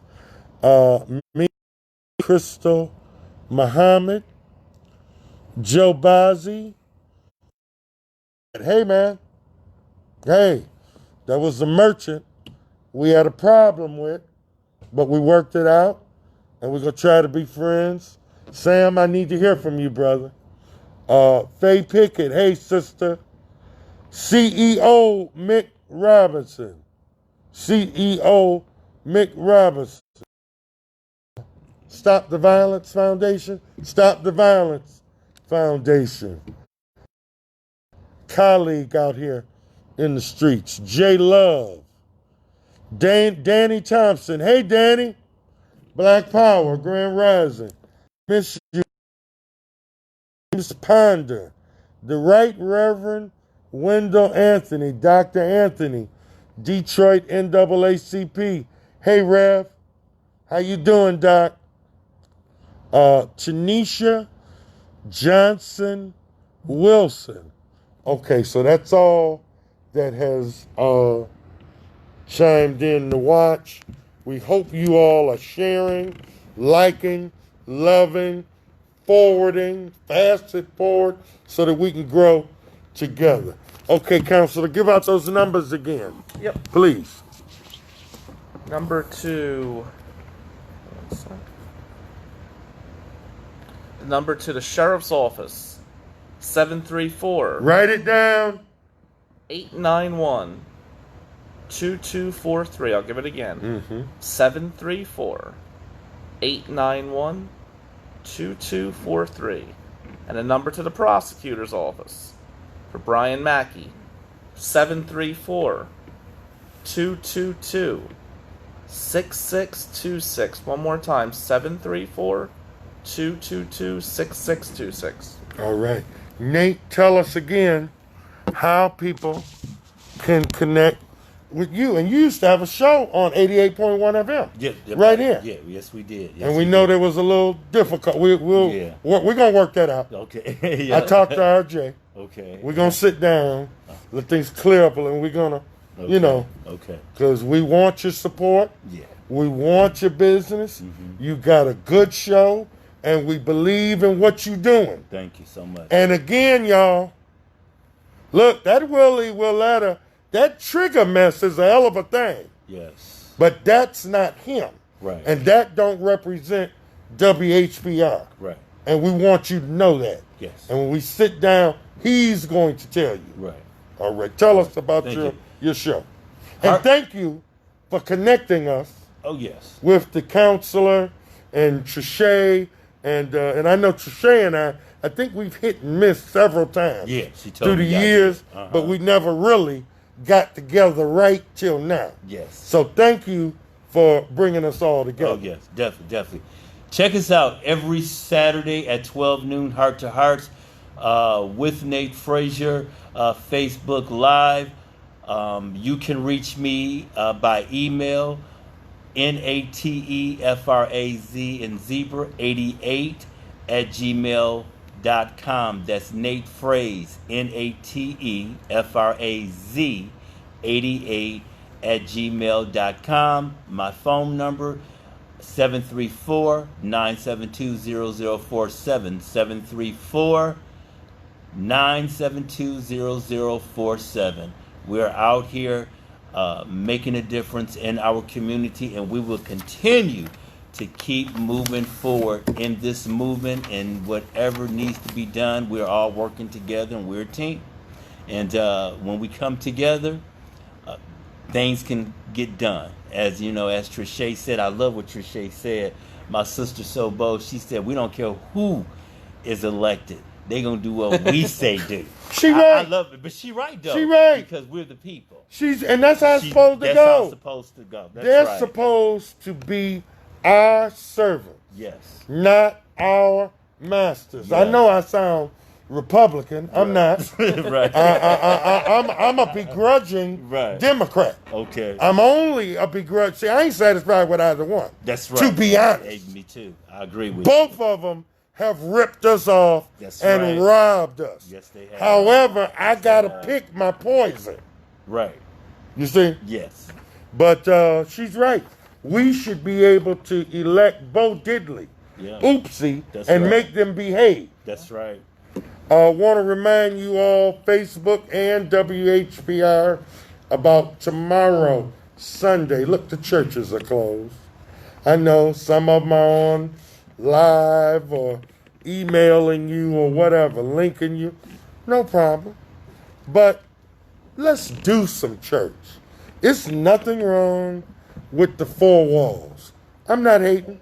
But can we sweat equity some church? Can we do some love in action for church? We're supposed to be the church. Amen. So tomorrow at 11 a.m., Woodward and 8 Mile, Carnell Alexander Foundation. This is going to be about peace. It's going to be about love. Now, everybody may not be able to walk from there all the way down. Do what you can do. You can do a block, do a block. You do a mile, do a mile. Some can do 6. Whatever you can do. Some may only just be able to stand there and pray. It's okay. But come on, let us come together and let us agree on some peace, some love, and some action. We can defeat white supremacy and its tentacles and institutions. But you also we got to include the white supremacist mind inside of us that has us hating each other and feeling inferior and wanting to tear shite up. You know? Silly Negro triggers come blow up the set. Blow up the set. We trying to battle white supremacy for you. Right. And you come and blow up, but we pray for you. We pray for you. God is good. But tomorrow, this is where all roads lead tomorrow. Please come on out. If you want to just drive, you want to drive a block, or you want to drive from 8 Mile and Woodward to downtown, come on. You are welcome. Whatever you have to do. Now, Motorcycles, horses. Motorcycles, tricycles, bicycles, mopeds, whatever way you got to do it. A hoopty or your lack. Whatever way you got to do it, just come on. Now we want to open up the phone lines. We got Sha'Teina, Duckworth. We got Bill Amadeo. We got Nate Frazier. We want to open up the phone lines for you. And we're going to get Brother Carnell up here as well. But we got a couple minutes before break. If you want to call in, if you just want to say praise the Lord, you just want to call in and say black power, you just want to call in and say all power to the people, whatever, is all good. I can tell you this, the phone number for this lemon burn, support WHPR. It needs your support. We need more support than Channel 2 gets and WDIV and them. We don't get what they get, but we could, and we can grow together. And you can lose weight and get more energy in a healthy manner. 313-868-6612. 313-868-6612. Okay, family, we're going to take a break. And the 9 o'clock hour, couple minutes, Carnell going to hold my seat down for a few minutes. Brother going to take a little break, but y'all going to stay, right? Can y'all stay? What's your schedule? I don't have to do nothing until. Can you stay? Yeah. Okay. What's till 10? All right, yeah, Okay. that's when it's over. Okay, yeah, sure. Okay, family, we're going to take this break. Brother Carnell is going to come and hold this seat. And, Carnell, as you're doing it, you got to move the live around for me to the others. And remember, you got Survivor Speaks on the phone line, and you may have other calls. So look, this is the Get Up, Stand Up, Truth and Vision show. The truth is in the house. We're at a mandatory break, but the good times, the teaching, the knowledge, the love, the preaching, the teaching, the reaching is going to continue on while your brother has a little break. They're all going to hold it down. Call in, get in where you fit in, share it, press like, tell somebody, show up tomorrow. And we're going to talk about that, and show up Wednesday. And we're going to talk about that as well. And I'll see y'all in 15, 20 minutes or something. I'll be back. All right. All power to the people. Black power. Get up. Stand up. Stand up for your race. Get up, stand up. Don't give up the fight. Remember your ancestors. Remember your babies. Remember the unborn babies. You're not just doing this for you. We're doing it for those who've gone. We're doing it for those who are here. And we're doing it for the unborn. But they're coming. Let them get a better world than we got. I'll see you shortly. But don't leave. Don't leave. All right, this is Nate Frazier, Heart to Heart. We're going to sign off right now, but we will continue to stay here, so we will be live still here on the show. But I'm going to sign off.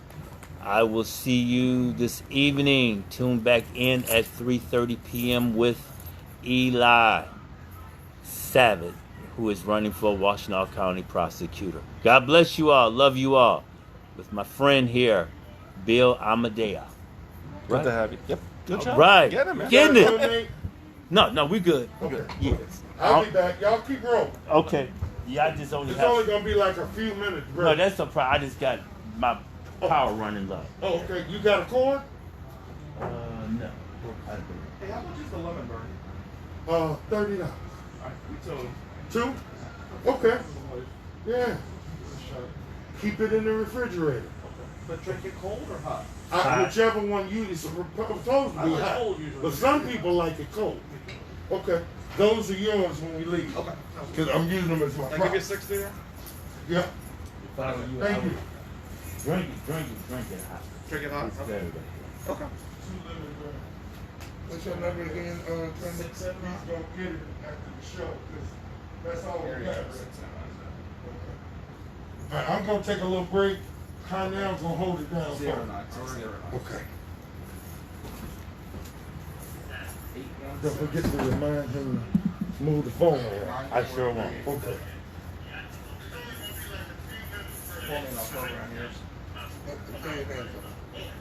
Put your full name in there.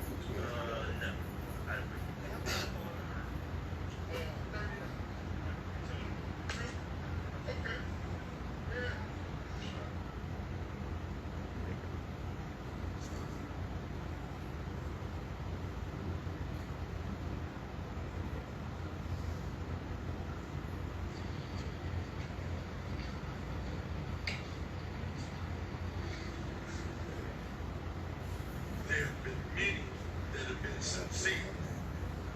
That's out there. That's supposed to be protecting the citizen. If you are afraid, get you a desk job. If you are afraid of black people, you don't need to be out there. Because in your mind, you already. I already walked the mask. So why everybody think walking from 8 Mile to Louisville to Jefferson is a big deal. It's okay, I'm 50 times. But we got some problems in this city, and in this city that I'm standing in, it is so bad that it doesn't exist. Yeah, I grew I've up here, heard. born and raised. We Okay. don't even have a school here. We got two Really? charter. We got 2 charter schools. That's it. There is no Highland Park public anything here. Wow. Nothing. So where do everybody go now? I heard that they busting them out the River Rouge because I don't live here no more. They actually trying to entice me to move over here and become the mayor, city council, anything to come back to give. But I don't want to get in the political ring because my background, and I'm not going to sit up in prison because you're crazy. Because I watched the frame with Kwame Kardashian. Okay. And everybody wants to tell me what Kwame did. Social media. You know Trump is a social media geek. Did you see what Detroit did to them? Yeah. Fuck Trump. We don't give a fuck. He trying to trick us. He gave us stimulus money. Now he got trying to give us Kwame. He want us to vote for him. Even if you felt like that, can the man get out first? Hey, why would y'all go on social media? You know this man play on there every day. Everything Trump do, what he do? Tweet. You don't think Facebook go over to Twitter? You don't think Twitter coming over to Facebook? We overreact too fast. I was happy with getting out. I was like, oh, good. You shouldn't be there. Should have kind of sentence for this. Let me tell you who should be there. Honestly. So? Look, Dennis Fauci. If you want to put a mayor in jail, When my child support started, Right. they picked me up right here on 8 Mile and John Island. They took me all the way out to Taylor because something was going on at 1300 Boatman.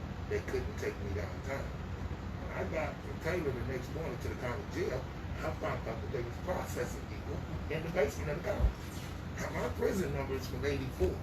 I've been going to jail over my life some years. Right.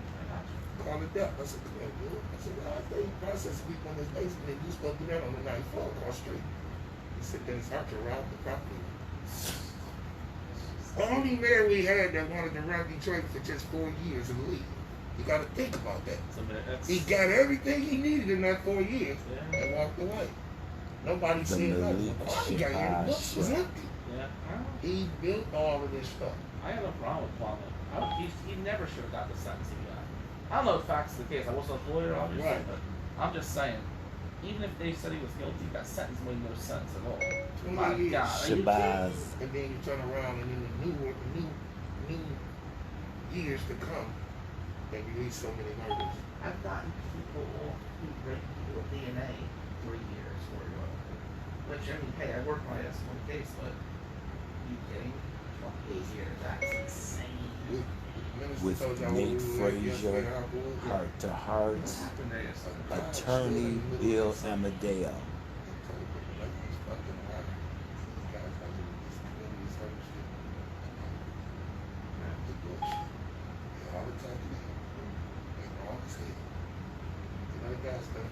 Circle and tell them about how he got 20-something years in prison. He shouldn't have got it. They tried to kill him life. He killed my friend. How did you get around reconvicted? Why is you lying to these people? Discussing I didn't say that. Right. police My brutality childhood friend. of We walked Washington around on County Mrs. Swear yesterday on the floor. Sheriff I'm in prison Department with a mutual friend with of the guy he killed. We walk into Sha'Teina, one of Grady these dinner L. at night because you got to leave your dinner to go and across Dan the thing. Grady But they L. empty you. We're talking about this guy. He said, man, I'm going to call my sister, the guy stay across the street. My sister, I'm going to call him as soon as we get back to the union so we can talk to him. Call as soon as we get back from you. They done killed him. Went in his house on a drug deal and killed him. And you're standing in front of these people lying to these people, telling these people that you was wrongly convicted, that you was a young kid, it shouldn't have happened. No, that was the life he was living. That's the difference between me and them. I'm telling my truth. Right. I'm not giving you no fake story. I was put out at 14. I've been running these streets since I was 14 years old. And I'm 55 now. Yeah. And I'm not, this walk stars where I got police brutality at. We walking through the neighborhood, Highland Park, Right. where they used to shoot in my house when I was 5 years old. And the police used to tell my mama, if you didn't like it, move. Take your kids and move. They police department right here behind this building.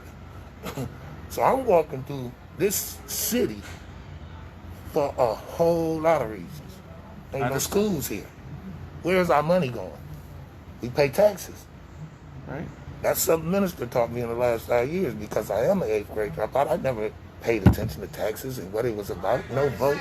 Who cared? Big fella. Okay. But now that I'm involved, I want justice.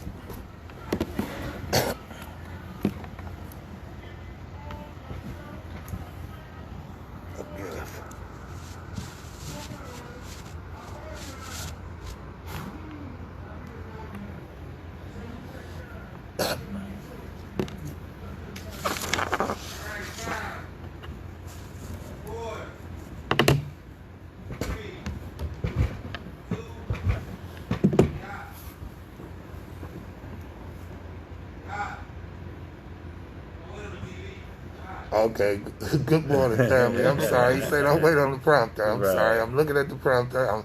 Good morning. It's been a while since I sat here and graced your presence. I'm sitting in for the big fella, Minister Malik Shabazz, temporarily while he take a break. And I have my guest. Nate Frazier of Heart to Heart. Bill Amadeo. And I've met these gentlemen on a protest in Washington County about an outrageous episode with another police department as we keep continuously running into in these modern times where this lynching and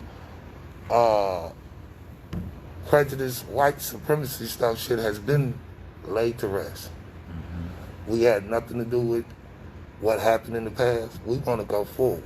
Right. And I was watching a video a young lady put on there that, no threats to anybody, but this is just my opinion, nothing against, the minister's not speaking this, but she put on there that white supremacy should understand that we only want equality.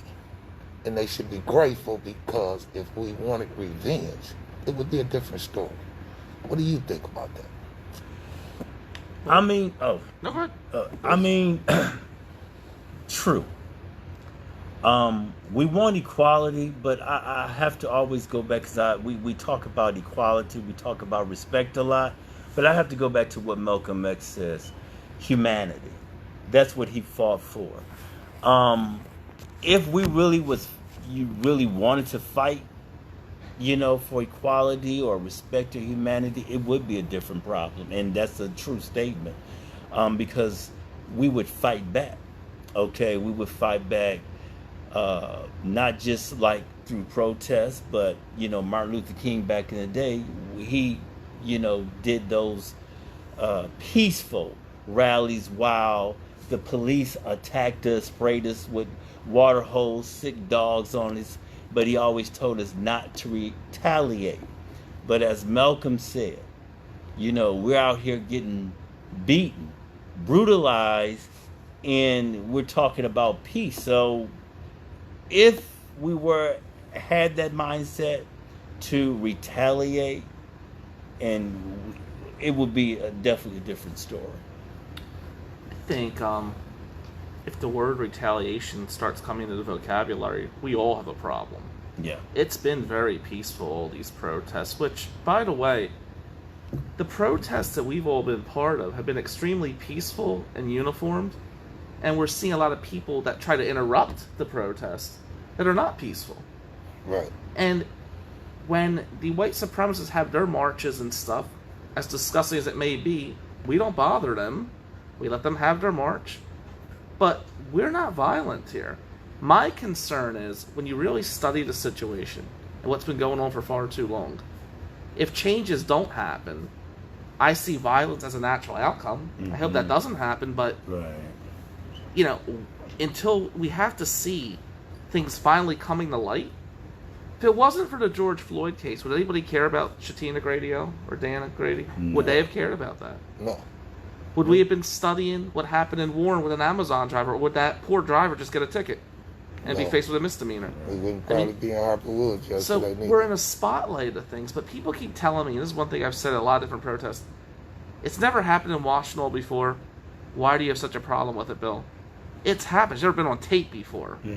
There's no way this is the first time something like that happened in Washtenaw County. So impossible. Impossible. So I think we want humanity, but I also think we got to have the other side meet us halfway here. We're not getting that right now. Right. We're not making the progress we need from their end. And my assumption from it is old policies built on prejudiced ways by prejudiced people.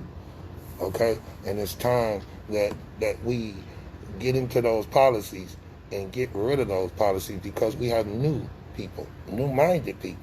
Yeah. New people that want to go forward without what happened in the past. Like myself. I would like to do away with all the memories of the past, and we just move from this point on, and everybody have an equal opportunity, and we live in peace. Because when I read scripture in the Bible, and when I hear scripture in the Bible, it's about love. It's about Jesus doing things for people. It's about people coming giving gifts. I mean, it's turmoil in there now. But the biggest part and the biggest points for you to understand to keep a balance in this society is love. But we refuse to just let the past go. And that's not just white supremacy, it's blacks too. Like ministers say, we got so much Willie Lynch and Willetta Lynch in our systems. Yeah. It's unfair that we fight so hard, and then some of our own people lose their way in our fight. You know, one of the things that's bothered me a lot is when Jerry Clayton gave his press conference. I've had a lot of white people contact me and said, if she would have just behaved the way she was supposed to behave, this wouldn't have happened. Think about that statement. Yeah. Wow. What do you mean the way she was supposed to behave? She didn't break a law. Nobody understands that. Right. Why did they arrest Sha'Teina? For filming? They didn't go into a house where there's an alleged shooter. They said there's no exigent circumstances. Mm-hmm. They said we don't have consent. We're not getting a warrant. At that point, investigation's over. Thank you. And she's filming. Right. Not breaking any law. This officer decides to go arrest her. When he arrests her, he puts his hands on her. He doesn't read her Miranda. He doesn't say why he's arresting her. He assaults her. And then she bit him. Anybody who believes, and you know, whoever's watching this, if anybody believes that Sha'Teina Grady bit that officer first, you're either blind or stupid. Say that again. If anybody believes that Sha'Teina Grady bit that officer before being assaulted, you're either blind or you're stupid. Or maybe just ignorant in general. Right. Why does it make any sense that she right, would go right. bite an officer without being assaulted? Say for no reason What's the woman just out there biting people? Right. Especially And that ain't with what the video. COVID-19 going on. No. Right. And you know that what? ain't what the video supports. And you know what neither. the funny thing about that video is, there's 4 officers, right?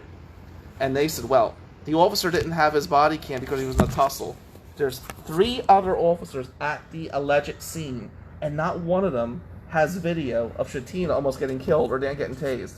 The only reason we have that video is because somebody was across the street filming. Wow. If we don't have a third party filming across the street, Never get. we don't know. Now, do you think that was done on purpose? Because they have body cams, correct? Yeah. And dash cam. Yeah, exactly. So how could that many officers be there and they have no filming? It comes from a third party of her being beaten. So if that third party was not there, there would be no evidence. So no, there wouldn't be. Let me put it like this: to answer your question, is to show a video of the alleged crime scene, and the purpose of it really for court was to show evidence. This is what happened. The video speaks for itself. Picture says 1,000 words, right? Right. How is it possible, unless it was intentional, that 4 officers did not have the body cam on? Because we saw what the video showed. The video went viral, getting almost killed.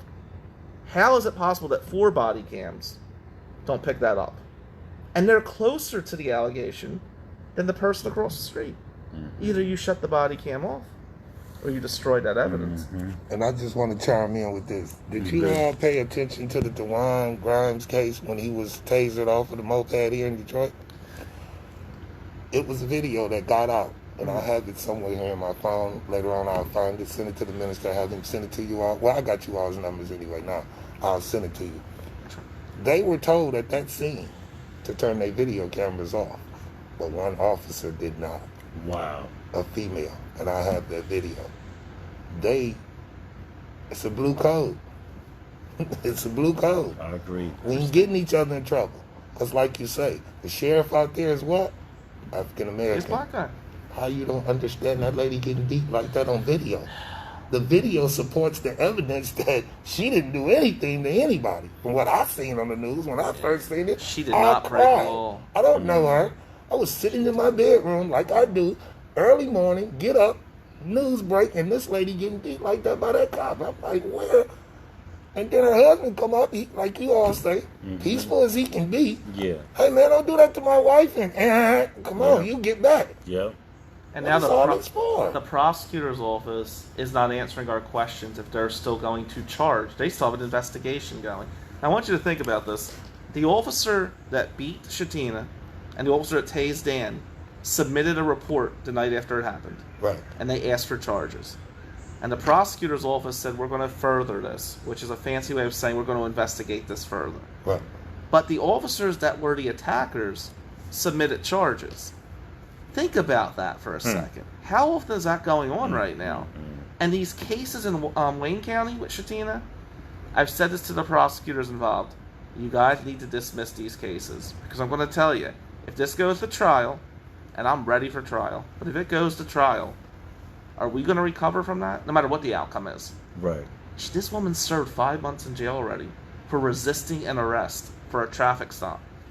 Wow. Yeah. 5 months. Why were they arresting her for a traffic stop to begin with? Right? I thought that consists of a ticket, a citation, and you go on about your business. So it's okay to profile her, I guess, in the eyes of the cop.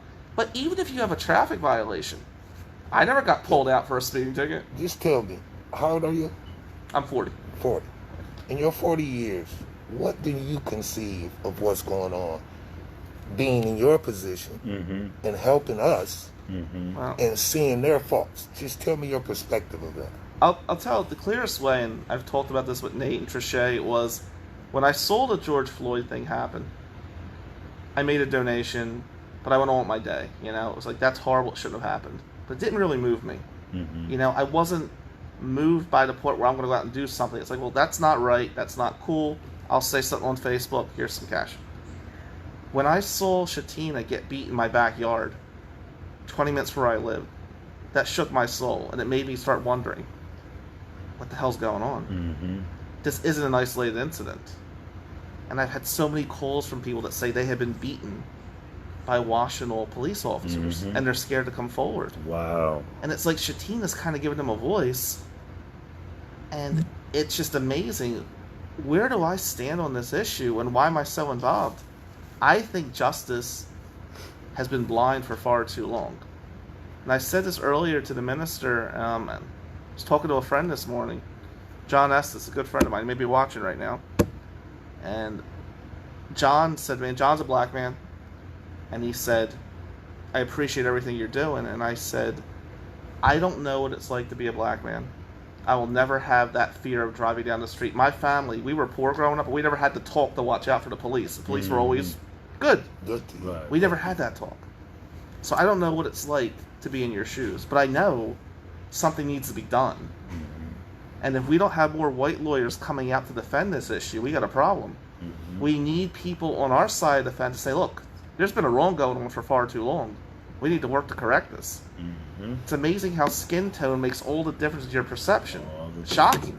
Well, let me just say this, to say that it's not just white lawyers that need to come aboard, but it's some of our black ones. Because in my case, I had a black lawyer who allowed the state to convict me of felony non-child support for a child that wasn't mine.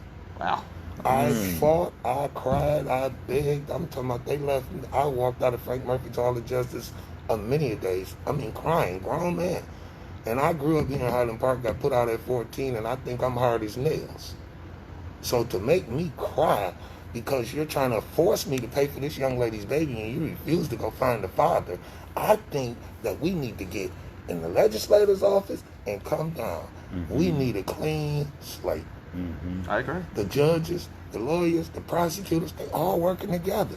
And like you all were saying before I got up here on the panel, it's supposed to be the people's situation. We pay taxes for you to oppress us. That's what you're telling us? It was funny. I was in a hearing this week So true. with a Washtenaw lawyer. Again, remember, I'm an Ann Arbor lawyer, so this is really throwing people off. We talked about it on the way up. Yeah.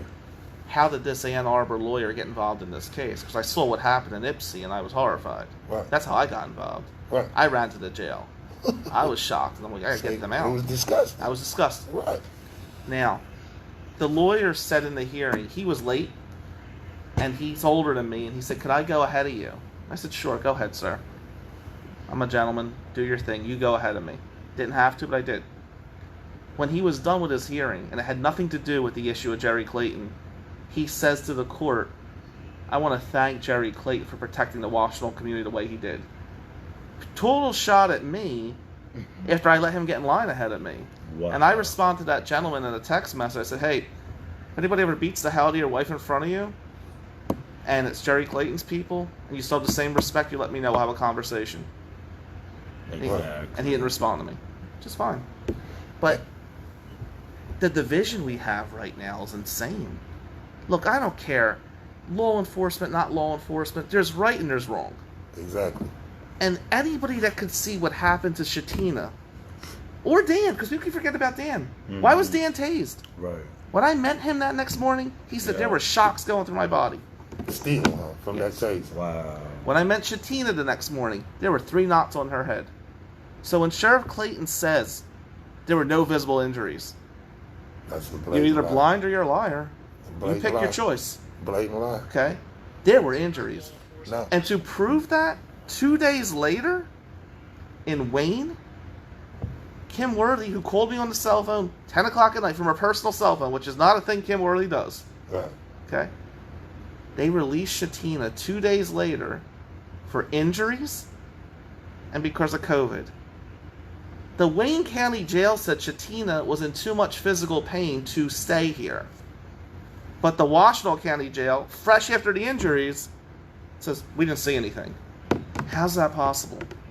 Wow. How was she not in good enough shape to be remained in a jail cell 2 days after the beating, but was in fine physical shape and no injuries the day of the beating?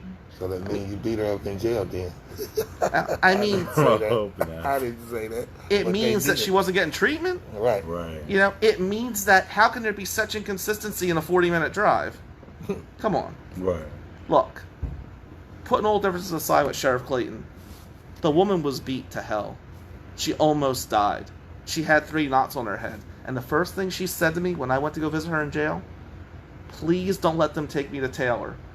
As bad as she was beaten, she was terrified to go to Taylor. And I'm involved in the case maybe for 40 minutes at this point. And I'm thinking, I'm going to get you out of jail. Right. What's this thing about Taylor? Then we're learning things more and more. Say Taylor involved too. Huh? Well, Taylor's involved and Canton's involved. And I want you to think about this, and I said this earlier. Chauvin, the scumbag that killed George Floyd, he had $1 million bond. It got bumped up to 1.25 now. And it got bumped up because there's fear that people are going to get him money and get him out.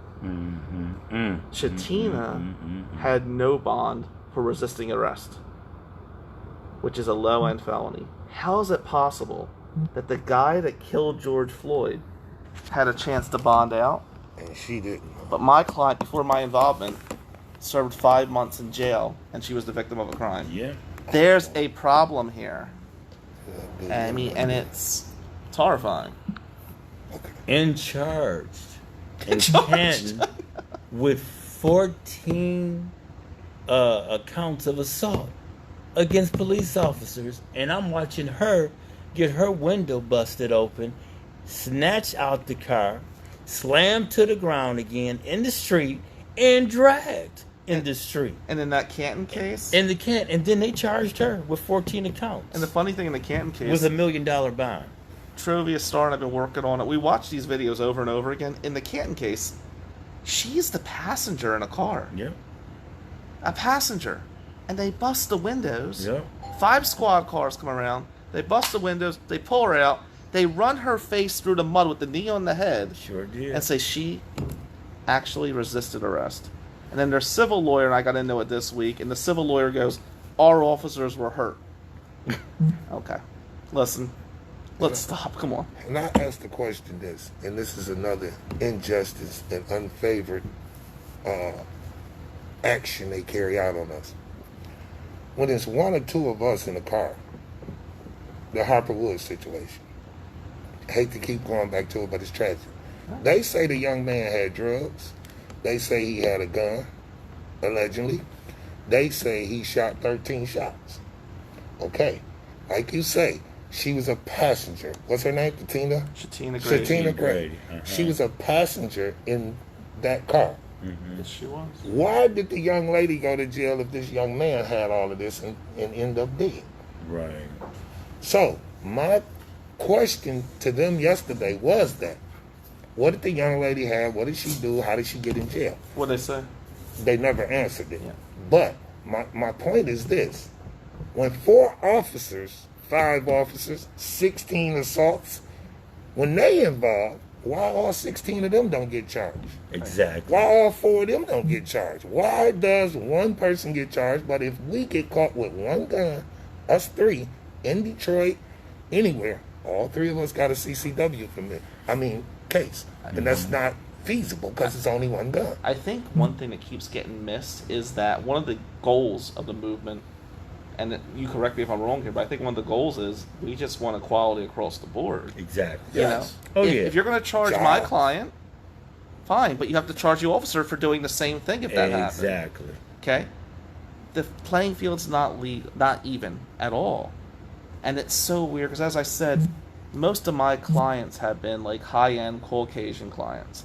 I never realized the Washtenaw County Prosecutor's Office was charging just because a white victim claimed something happened, or charging someone because they were a minority. And I'm seeing a lot of that happen as you start studying this. I always felt Washtenaw was one of the fairest places to practice until I got involved in this case. I started looking at things differently. And it was like, wow. Where did you grow up, I might ask? I grew up in Atlantic City, New Jersey. Oh, okay. Yeah. So it's not a lot of racism out there when you were growing up? Yeah, my neighborhood was mostly a black and Hispanic neighborhood. So I grew up in a pretty diverse area. We were like the last Caucasian family in the neighborhood. So I'll never know what it's like to be a black man, but I did get the feeling of being the minority in the neighborhood, being the different one, and I learned a lot. And most of my friends growing up were black kids, and I didn't understand why they were getting in trouble so much. I wasn't. It was tough to walk home in the 90s in Atlantic City, but I never feared the police were coming after me. Right. It was just a dangerous area. Right. And, you learn things, but when I look at how many kids I grew up with that are dead or in prison, and it was almost like there was a predestination for that, that's tragic. And at Eric Coleman's funeral, I told about Eric earlier. Eric was my first big time case. They charged Eric with attempted murder initially, and we won. And then Eric gets killed 6 months later. He gets robbed, he gets shot. Wow. And now, think about that. You're looking at life in prison, you win your trial, and then you're dead 6 months later. Wow. When I went to Eric's funeral and I gave one of the eulogies, there was sadness, but there was also this feeling of acceptance. There were like 90 people in the room, and I'm going to say about 20% at least had a loved one that had been killed with gun violence in Detroit. And it was just, that's the way it is. And to see that was my first like entree into this whole thing, and I'm thinking, wow, that can't be right. But there's a problem here. Oh, yeah, that's right. There's a problem. And when we're seeing in Wayne County, when people think of Wayne County, they think of Detroit, think of Highland Park. Guess what? There's Canton, there's Taylor, there's Romulus. There's a lot of racist communities within Wayne County. If you go 10 miles one way or the other, it's a whole different outlook on law enforcement. Whole different. Right. We don't have an 8 from Jefferson to 8 Mile. So once we cross 8 Mile, we're in a whole nother atmosphere. And think about that. And to say that, this march starts where I experienced racism. Right at 8 Mile in Woodward. One day, I have a family member that stays in Sherwood Forest, which is right off that 8 Mile Woodward corridor. 4 blocks, I made it to Woodward. Ferndale police comes across from Ferndale, pulls me over. I admit, my stuff on my car was not right. I had no license. Okay. But I'm in Detroit, not in Ferndale. Why did you come across 8 Mile to get me when you seen me in the dark because you didn't have nothing to do?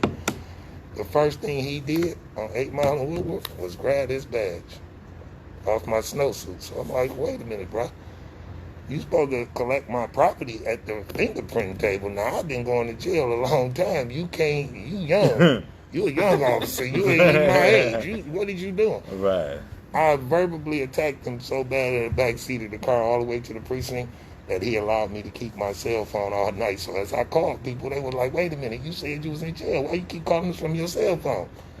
Officer let me keep it because I blasted him about being racist to this badge. Right. This badge works with the police. Right. We ain't out here as no gang. Right. The Black Panthers ain't a gang. We are a community activist team that shows action to support the police. That's right. I stand in the middle of anybody's street, pass out flyers, we go door to door. Sure. I do things for the people. So why are you disrespecting my badge? I'm not disrespecting yours. Right. Understood. But like you say, it's just I would say a chemical imbalance in the law, in equality, in jobs. They voted in right to work so they could take away the unions. You can't find me 5 or 6 people around here that didn't have a family that benefit from having a union. So why would you take that out the state? the unions were born here. Yes. You gotta remember that. Mm-hmm. And they didn't oust them out, really. And to go right to work in this state, where the unions really had to cut their teeth and went through so much to get unionization. Right. That was such a culture shock to organized labor. Crippling blow. White supremacists. Yeah. So you ride downtown any day that you free or you in the city, ride downtown. All these black people in Detroit, all white people working basically downtown. Yeah. It's supposed to have been 51%. They not qualified. Okay, well, if you made an agreement that we give you so much of our land for you to build your arenas on, and you're going to hire 51% of our people, then if you felt that the people wasn't qualified, you should have opened up a training school before you started this building. That's right, exactly. Qualified. I agree. Don't just call your people from everywhere else and tell them, come in here and work on top of these people and we're going to starve them. Because that creates crime. Exactly. That creates chaos. Mm-hmm. That creates, I ain't got no food. I got to go rob him soon as he go and Chase or Comerica or wherever he may come. First Independence, I got to rob you. It's common sense. When unemployment rises, crime rises. Crime I mean, rises. there's, And we just want to there's a where nexus it is. there, obviously. Yeah. That's what this walk is about, y'all. I put this together because we, as a people, and in my heart, and being with Minister Malik Shabazz and learning the things I've learned in the last 5 years, being a part of this movement, we need love, we need peace, we need prayer, we need jobs, we need education in Detroit. We need a fair shot, just a fair shot. We're not asking for a whole lot. We just want what we deserve, what we have worked for. And we didn't get it free. We're not asking for anything free. Like Minister always say, Obama and all the other people that were supposed to clear up reparations or clear up this stuff that we got going on, they left it on the table. So I from this point on, we, as I see it now, have a great chance of fixing this with the outcome of younger white, well, let me say it in a more perspective.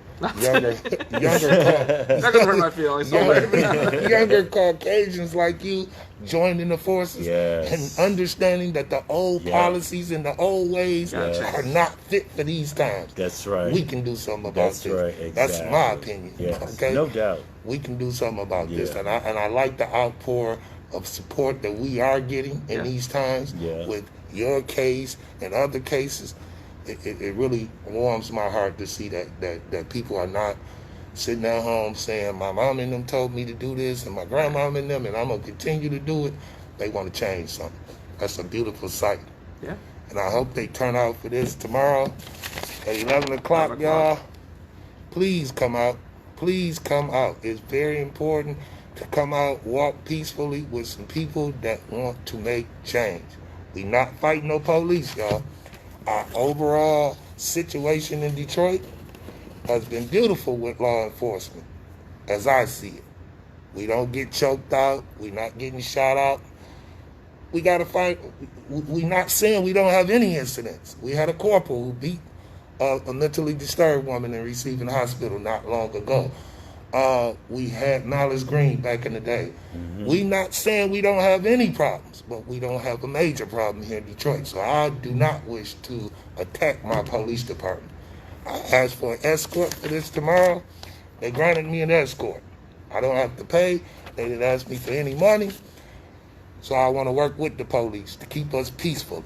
I don't want to defund my police department. I think, and I protested this before Minister and us left the air before, our police deserve more money for the things that they go through in the city of Detroit. You know, it's funny because the Detroit police go through more than most police officers, but yet there's far more corruption in Canton, in Taylor, in New Boston, and obviously the Washington Sheriff's Department. Places where there's not that heightened level of crime. Being a cop can be a tough job if you do it right. I agree with that. But we're seeing, like in Detroit, when the officer's literally under pressure every single day, we don't see the same abuse of their authority as in these other counties in Wayne.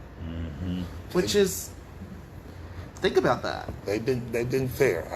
And I think with our protest- counties being so, small too, you can see it a whole lot Sure, more. under the like- microscope. Yeah, under the microscope, you got one offense or two offense.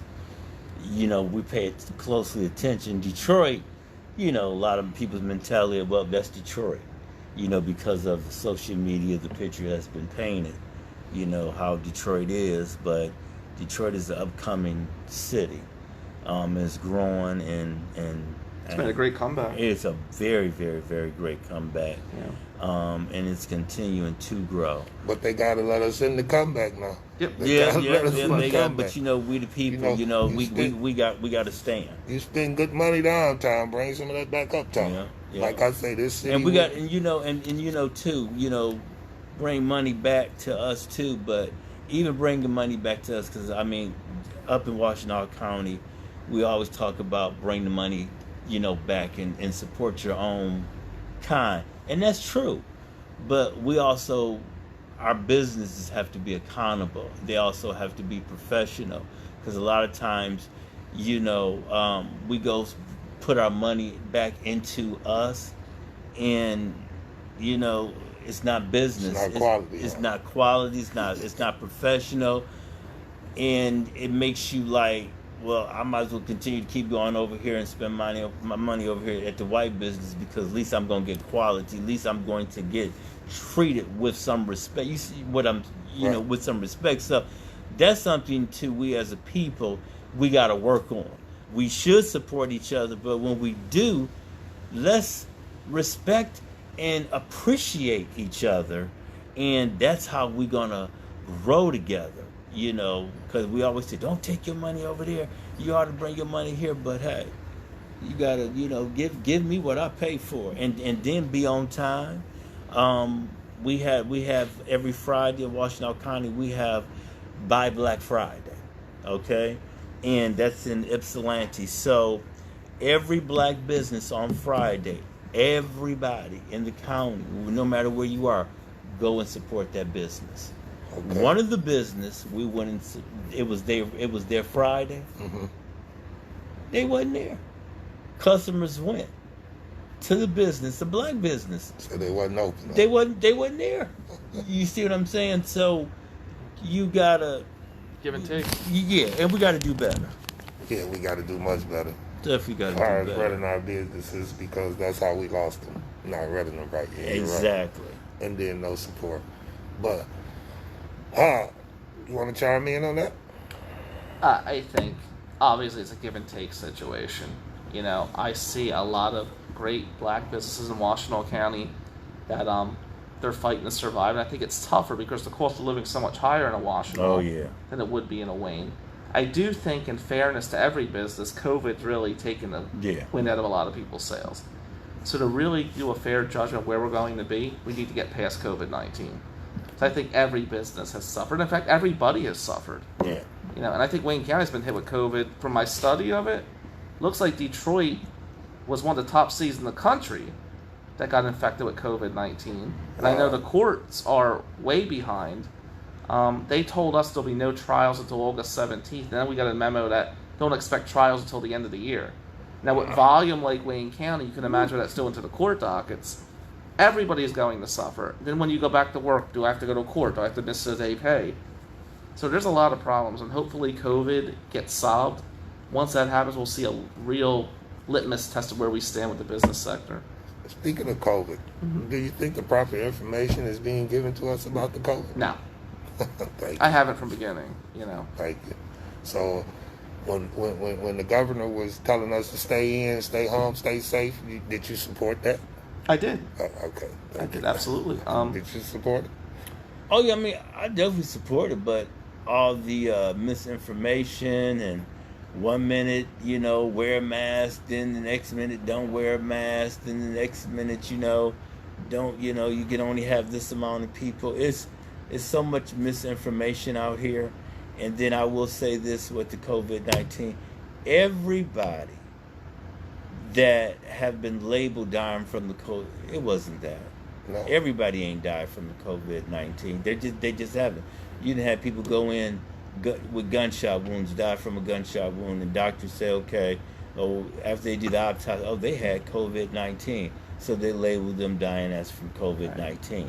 Are they getting them money for that or something? Yeah, they get what is it? $1,200 or something. I thought it was somebody said was it 33,000 Oh, I didn't or get 30? Is it I 1,200? thought it was. I know we got a stimulus check for $1,200. No, but I'm we talking ain't about the we ain't hospital. we talking about the hospitals for putting Yeah, the COVID on hospital your, get Oh, money. You know, they they get got money. they got it. It was at least 25 grand. It might have been 33. Yeah. Different numbers. Yeah. It was almost like an incentive to. Yeah. to say that you Yeah. died of COVID. So that's why a Yeah, lot of those people, everybody think about it. Before this even came about, people still were leaving here, right? Yeah. With heart attacks, whether it was gunshot wound, whatever the case may be. COVID-19 was nowhere to be found, I guess, because it wasn't there. But still, now, if you think about it, everybody now that dies, it seems like about 90% of the people that leave here now, they either are tested positive or they die from it. I think there were a lot of older people that were predisposed to any type of flu, Yeah. which could have killed them. I also think there's a lot of young people that are relatively healthy that may have it and don't know about it because they're asymptomatic. Yeah. So I don't think we're having the good information come across either way. Either way. I just don't. And that's why I supported her in keeping it closed, because Yes. I thought Trump is too arrogant to tell the truth. I mean, I listen, think he's much too arrogant. He got it. if we're yeah. not sure, we got to err on the side of caution. I'm sorry. Callers, call in if you want to chime in on what we're talking about. Tomorrow at 11, I will be walking, and hope you support my walk, and hope you walk with me as far as you can from 8 Mile in Woodward to Hart Plaza. That's straight through the city of Detroit. And I will be praying mentally that we can overcome Black Lives Matter. We can overcome police brutality. We can overcome low education. We can overcome poverty. We can overcome racial differences. I pray. There's so much that I can pray for that walking through this city. But come out and walk with me, and we'll pray, and we'll find out if we can make a difference, y'all. If we can ban these bridges. And we up for a mandatory break, and we'll be right back. Sorry, I'll finish when I come back. Okay. He's mad for kids. Mask her up, man. He's mad for kids. They are. I I did everything I can to stay away. I only had 3 hours of sleep since yesterday. Wow. So yeah. Deacon Bruce, how you doing this morning, brother? I'm all right, man. Still trying to grab hold of what happened to us yesterday. Harperwood. Jeez. I want to address it so bad. I want to say something so bad. We not a gang, man. We not trying to gang fight you guys, man. Y'all crazy. Yeah, they want to gang. That's how they treated y'all? Shoot, they was all in his face, man. I was like, man. The deacon? Blood looking at us, these guys kill me. They look at you and don't want you to look back at them. Like you want to drop you. My daddy didn't teach me that. My daddy taught me to look a man in his eyes. Yeah, because when you look back at them, they let you letting them know. I ain't scared of you, man. Exactly, What are you and that's doing? what messes with them. Yeah. They want you to turn your head away and walk away.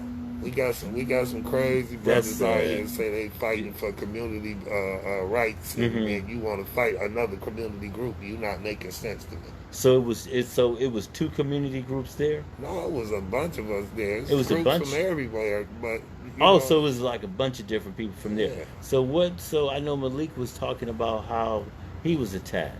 they didn't like what he was saying. They say he switched and got on the police side. That's what the family was. Well, some of the people that's supposed to be supporting the family. I don't think them girls really felt that. But with the agitation of the men that was in the crowd. Oh, okay. Because they had some disrespectful brothers in the crowd, calling them people all kind of names and telling them people to suck their private parts and all of that. Jesus. And, oh, man, they talked to the mayor so bad, I kept telling minister get The mayor of each one. I mean, Harper Woods. Really? Man, they dogged that man. Is he a white guy or black guy? White guy. His wife, they was finna beat So her up. he came out Yeah, to support. yeah.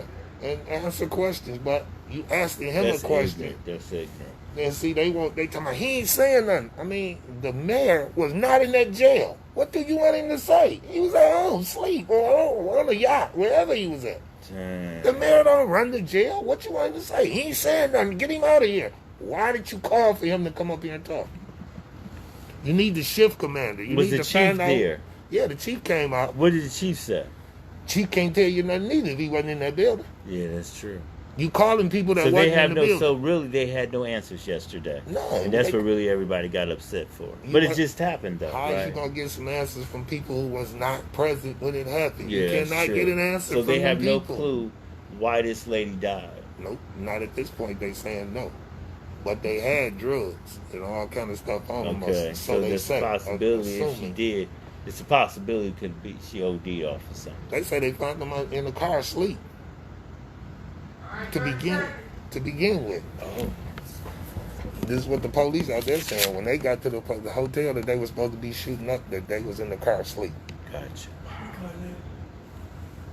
Hold on and let the minister get over there. Okay.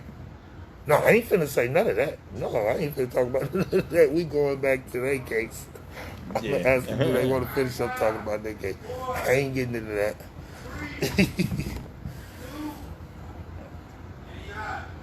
We black family. We back. This the Get Up Stand Up show. I'm just sitting there temporarily for your host, Minister Malik Shabazz. My name is Cornel Alexander, and I have brother Nate Frazier, Heart to and Heart. brother. Bill Amadeo, attorney for the Gradys. And these are the supporters of, what's her name again? I'm Sha'Teina. sorry. Sha'Teina Grady L. Grady L. I'm sorry, Sha'Teina. I know you're watching. I'm sorry for forgetting your name. But as you know, I am here with you. I have great compassion for what has happened to you. I'm sorry for it. And we're going to get some results. You have a fine attorney here. You have a fine supporter here. And you got us. So, and I've seen your turnout. So you have a lot of people behind you. So just be assured that it's going to take a while. I have the situation myself. And we're not going to let that overshadow yours, that I'm dealing with myself, and I've been fighting for 30 years. The child is 30 years old. I think it's a disgrace that they still holding me partially accountable because they won't return my funds. We on the air. Down there. But I really feel for your situation, and my heart is with you. So we're going to get Minister back up here in just a second, so I'm going to take a quick station break and let him replace me and get back in his seat so he can carry this on. But it was good having the little time with the attorney and the activists here. And tomorrow, 11 o'clock, Woodward and 8 Mile, Stanley, the old Stanley's parking lot. We will walk from Stanley's parking lot to Hart Plaza to pray at the water that we can get rid of the social injustice in our community. And this is a walk through Detroit so that we can clear it all up. Highland Park is the capital. This is where I was born and raised. This is one of the reasons why I'm walking through Highland Park. And I thank you all for having me this short time. Please come out and support the Cornel Alexander Foundation tomorrow, 11 a.m., 8 Mile in Woodward. Thank you. Thank you.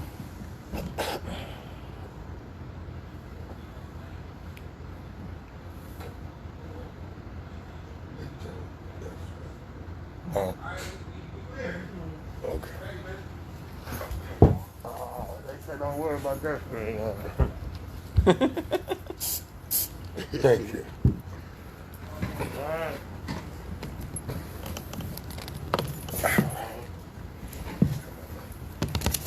Facebook Live. Oh. Yes. Yeah, we're ready. We're coming back. 5, 4, 3, 2, All right, family. We are back. We are black. Live. Last few minutes of our show once again. This was our first in-studio show. Thank you, COVID-19. Because Last week we were on the phone. Now we're in studio. 7 a.m. to 10 a.m. every Saturday. 11 a.m. to 12 noon. Dr. Kafense Shike comes in for us tonight. 11 p.m. to 1 a.m. at 9:10 a.m.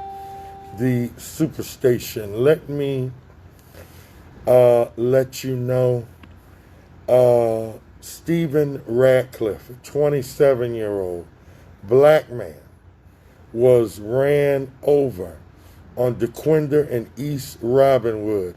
Happens every day. Every day. You just keep going. We're going to have his mother on soon, and we will be out with the Crime Stoppers reward flyers. We not only fight against white supremacy, but we fight as Steve Biko, who was assassinated in Tanzania, South Africa. There's another 470, 80-year problem. Even still, after removal of apartheid, but its greatest weapon, which Steve Biko said is the mind of the black man. We're working on that. And we're going to ask for your help, and we're going to ask for your prayers. And the great thing about Crime Stoppers, they are anonymous. It's on the DL 1-800-SPEAK UP. Nobody knows. No one knows that you are telling. It is not snitching if you rob Bill, Nate, and I see it. Right. And I take a picture or a video, I send it to five. That's not me snitching.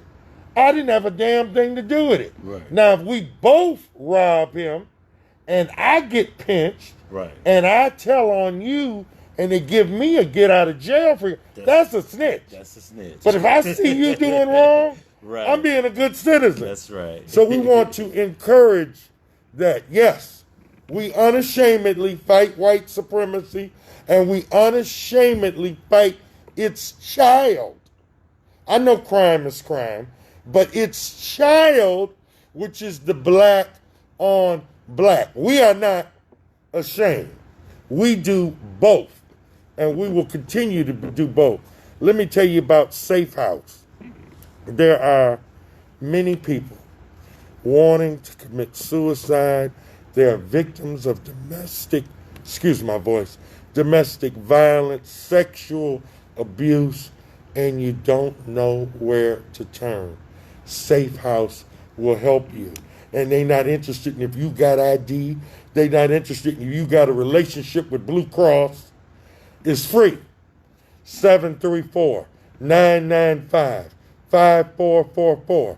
734-995-5444. There are options. There are alternatives. I want to send a shout out to all the essential workers. And everybody's essential. But the doctors, the good police, the nurses, the people dealing with food, the people delivering the fire. Those who want, and the police who want to just serve the community. Police terrorism is a major issue. Sha'Teina, Grady, Eel, and Daniel, and y'all can testify to that. That's right. But we got some good ones, and we want to work with them. Sorry, some of y'all blacker than me don't like that. We work with the good, yes sir. We work with the good police officers. Now let me give you my number real quick, 313-646-3375. You want to schedule, you want to come on our show, you've been a victim of crime or grime or discrimination at your job or whatever, call my man Deacon Bruce. We'll get together with you, 313-740-1066. You got about 30 seconds, my brother. If you want to tell them about your show, please do. Frazier, Heart to Heart. Meet us every Saturday at 12 noon, Facebook Live at Nate Frazier. Email NATEFRAZ88 at gmail.com. You can contact me by phone 734-972-0047. Counselor, you got about 30 seconds, your phone number, and where do we want people to show up, rally, march, pray Wednesday? My phone number is 609-816-9438. And on Wednesday, I want you to reach out to Survivors Speak for Yes. Jay Duckworth. And we're going to do a march at the Washtenaw County Prosecutor's Office. Okay. And I'm going to echo what Nate said about his show, Heart to Heart. It's one of the most informative shows around. It is. Give it a listen. All right. And we're going to try, he used to be here. We're going to try to see what we can do as we go down the line and things begin to open up, whatnot, get this brother back here at our station. All right, family, look, I'm out of time.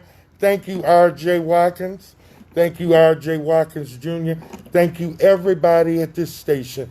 Those who answer the phones, those who do computer work, those who clean the bathrooms, take out the garbage, fix the lights, the equalizers. No man, no one is an island unto himself. Teamwork makes the dream work. I want to thank our loyal soldiers. Thank you, thank you, thank you. I want to thank those of you who pushed the like button, pushed the love button, who shared, who are watching. Please stick with us. Please come out tomorrow, 11 a.m. Woodward and 8 Mile. If you can't walk the whole distance, walk where you can. If you got to drive, whatever, it's all good. We will get up, stand up together in the name of love, in the name of Yeshua. We can kingdom build and nation build. I love you. This has been the Get Up, Stand Up, Truth and Vision show. The truth is leaving the building. Get your lemon burn. Counselor Amadeo, he got his lemon burn. Lose that weight. It's healthy. 313-868-6612. Love you. Peace. Peace. Good job, brother. Thank you, thank you. Good job. Good job. Right. Appreciate And you. these appreciate you. Yes. And we'll do it again. These are yours, brother. And I can drink And them thank cold? you. You can take them home. No, cold, I mean. You can drink it cold. Okay. But it's recommended that you drink it Yes, that's a warm. recommendation. All But right. you don't have to. Okay. Some people like it cold. All right. Uh-huh. I always drink It's it. still going to work. I drink it warm. Yeah. It just seems like it works so much Works better. better. And with Corona, you know, hot liquids Oh, yeah. help. You need that. Counselor, with the mouth, That's going to help. hot liquids. Okay. Yeah.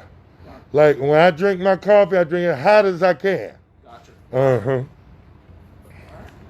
All right, brothers. Thanks for having us on, Minister. Okay, thank you. You able to come tomorrow, Bill? I'm going to try and be Okay, if you can. Yep. Yeah, even if you can't stay. I'm Okay. trying to make it to tomorrow. Okay, yes, sir, I brother. sure will. Thank If you. you come, you get some good footage. Okay. Okay, thank you. And that's downtown Detroit, right? Well, we're going to meet up 8 Mile and Livernois, Woodward. Going to end up downtown. Okay. Uh-huh. Gotcha. Yes, sir. Okay, fellas. Thank you. All right, thank you. Hey, text me the info about Wednesday so I can put it out there. Or if you put something on your pages, tag me, and I can, you know what, you know how we do. I sure will. Okay, brothers, thank you. Thank you. All right. All right, Facebook. Over. Want to thank you all. Want to thank you all. Want to thank you all. Oh, they're gone. I can pull the mask off. Thank you. Thank you. Thank you. Thank you. I appreciate you. And, you know, we want to use this show, as we've been doing for years, to help families, to help victims. We open up our TV show. We open up our radio show for you, because it's always been about you. It has never been about me. I ain't shite. If you take God out of me, I'm nothing. I'm nobody. But God can use any fool that decides to take his foot out of his mouth. And I decided to take my foot out of my mouth. God used me. Perfect My middle name is Duck Up. I have made a lot of mistakes. I have failed. Excuse my voice cracker. As much as I have succeeded.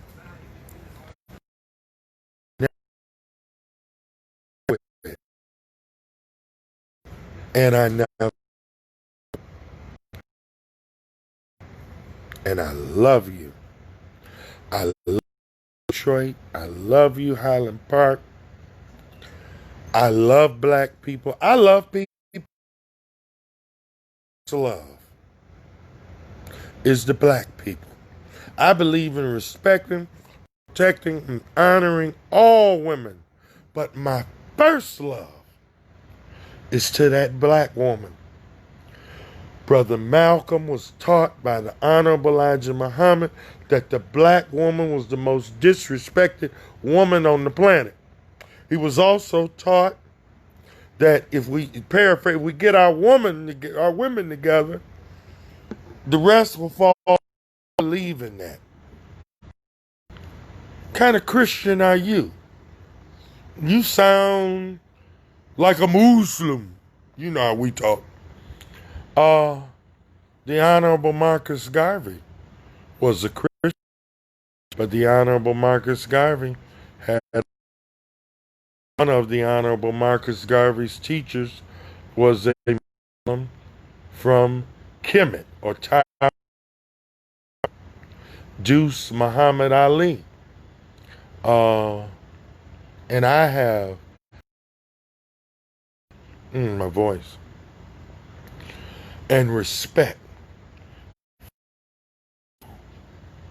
Excuse me, Minister Louis Farrakhan. I do. Farrakhan is the best Christian I ever met. Oh, you really playing games now. He's a Muslim. He's a black Muslim. Farrakhan is the best Christian I've ever met. Find somebody to try to be like them or inspire you. Find somebody's to look up to and to try to, you know what I'm saying? Love, y'all. Love is the weapon. The book, the buck, the ballot. The book, the buck, the ballot. Never forget now, self-defense is a God-given right. But the book, the buck, and the ballot, these are our weapons. I love you. Dr. Kafense will be here live on Comcast 90, Roku, www.tv33whbr.com. 11 a.m. to 12 noon, he'll be here. And in the night, Black again, we're at 9, 10 a.m., 11 p.m. to 1 a.m. And of course, tomorrow morning, the churches are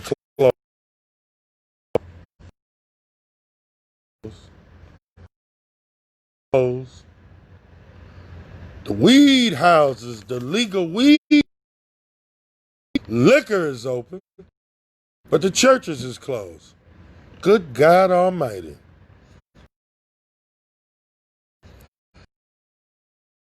Appear right and right appear wrong. Fair seeming, bad,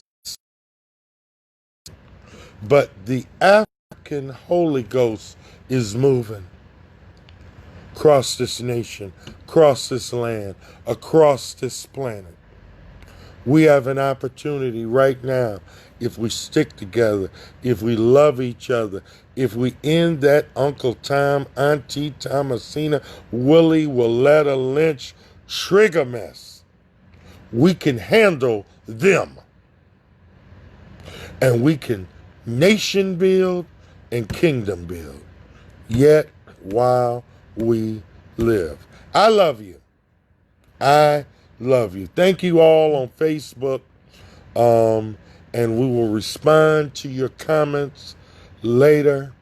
We got 11 a.m. meeting through Skype, Zoom, some of that technology that is beyond me. I'm not the smartest cat. Let's just keep it real. I am not the smartest guy around.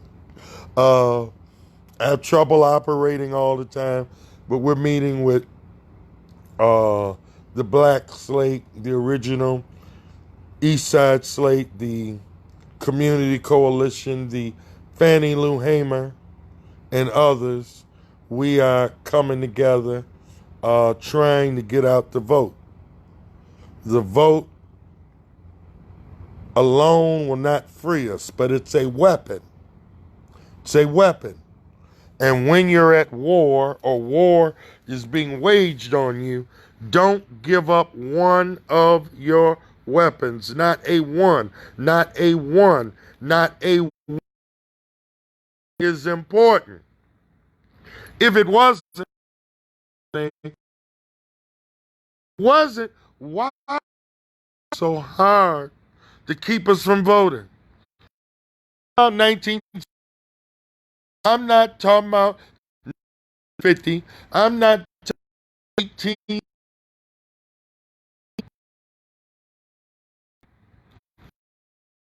Important. Why would they work so hard? The alt-right, the teabaggers, the Republicans. Why? The Klan, same thing. Why? Because it is important. We need to get Donald Trump out there. But remember, support the good police. And let's get rid of the bad. But remember this. It's not just police. It's judges, baby. It is prosecutors. It's the whole system of jurisprudence. We got to deal with the banking and the financing. Everything. All the institutions get together. Unity without uniformity. Their time, just like that. So, in the words of the Honorable Marcus Garvey, up the race. Accomplished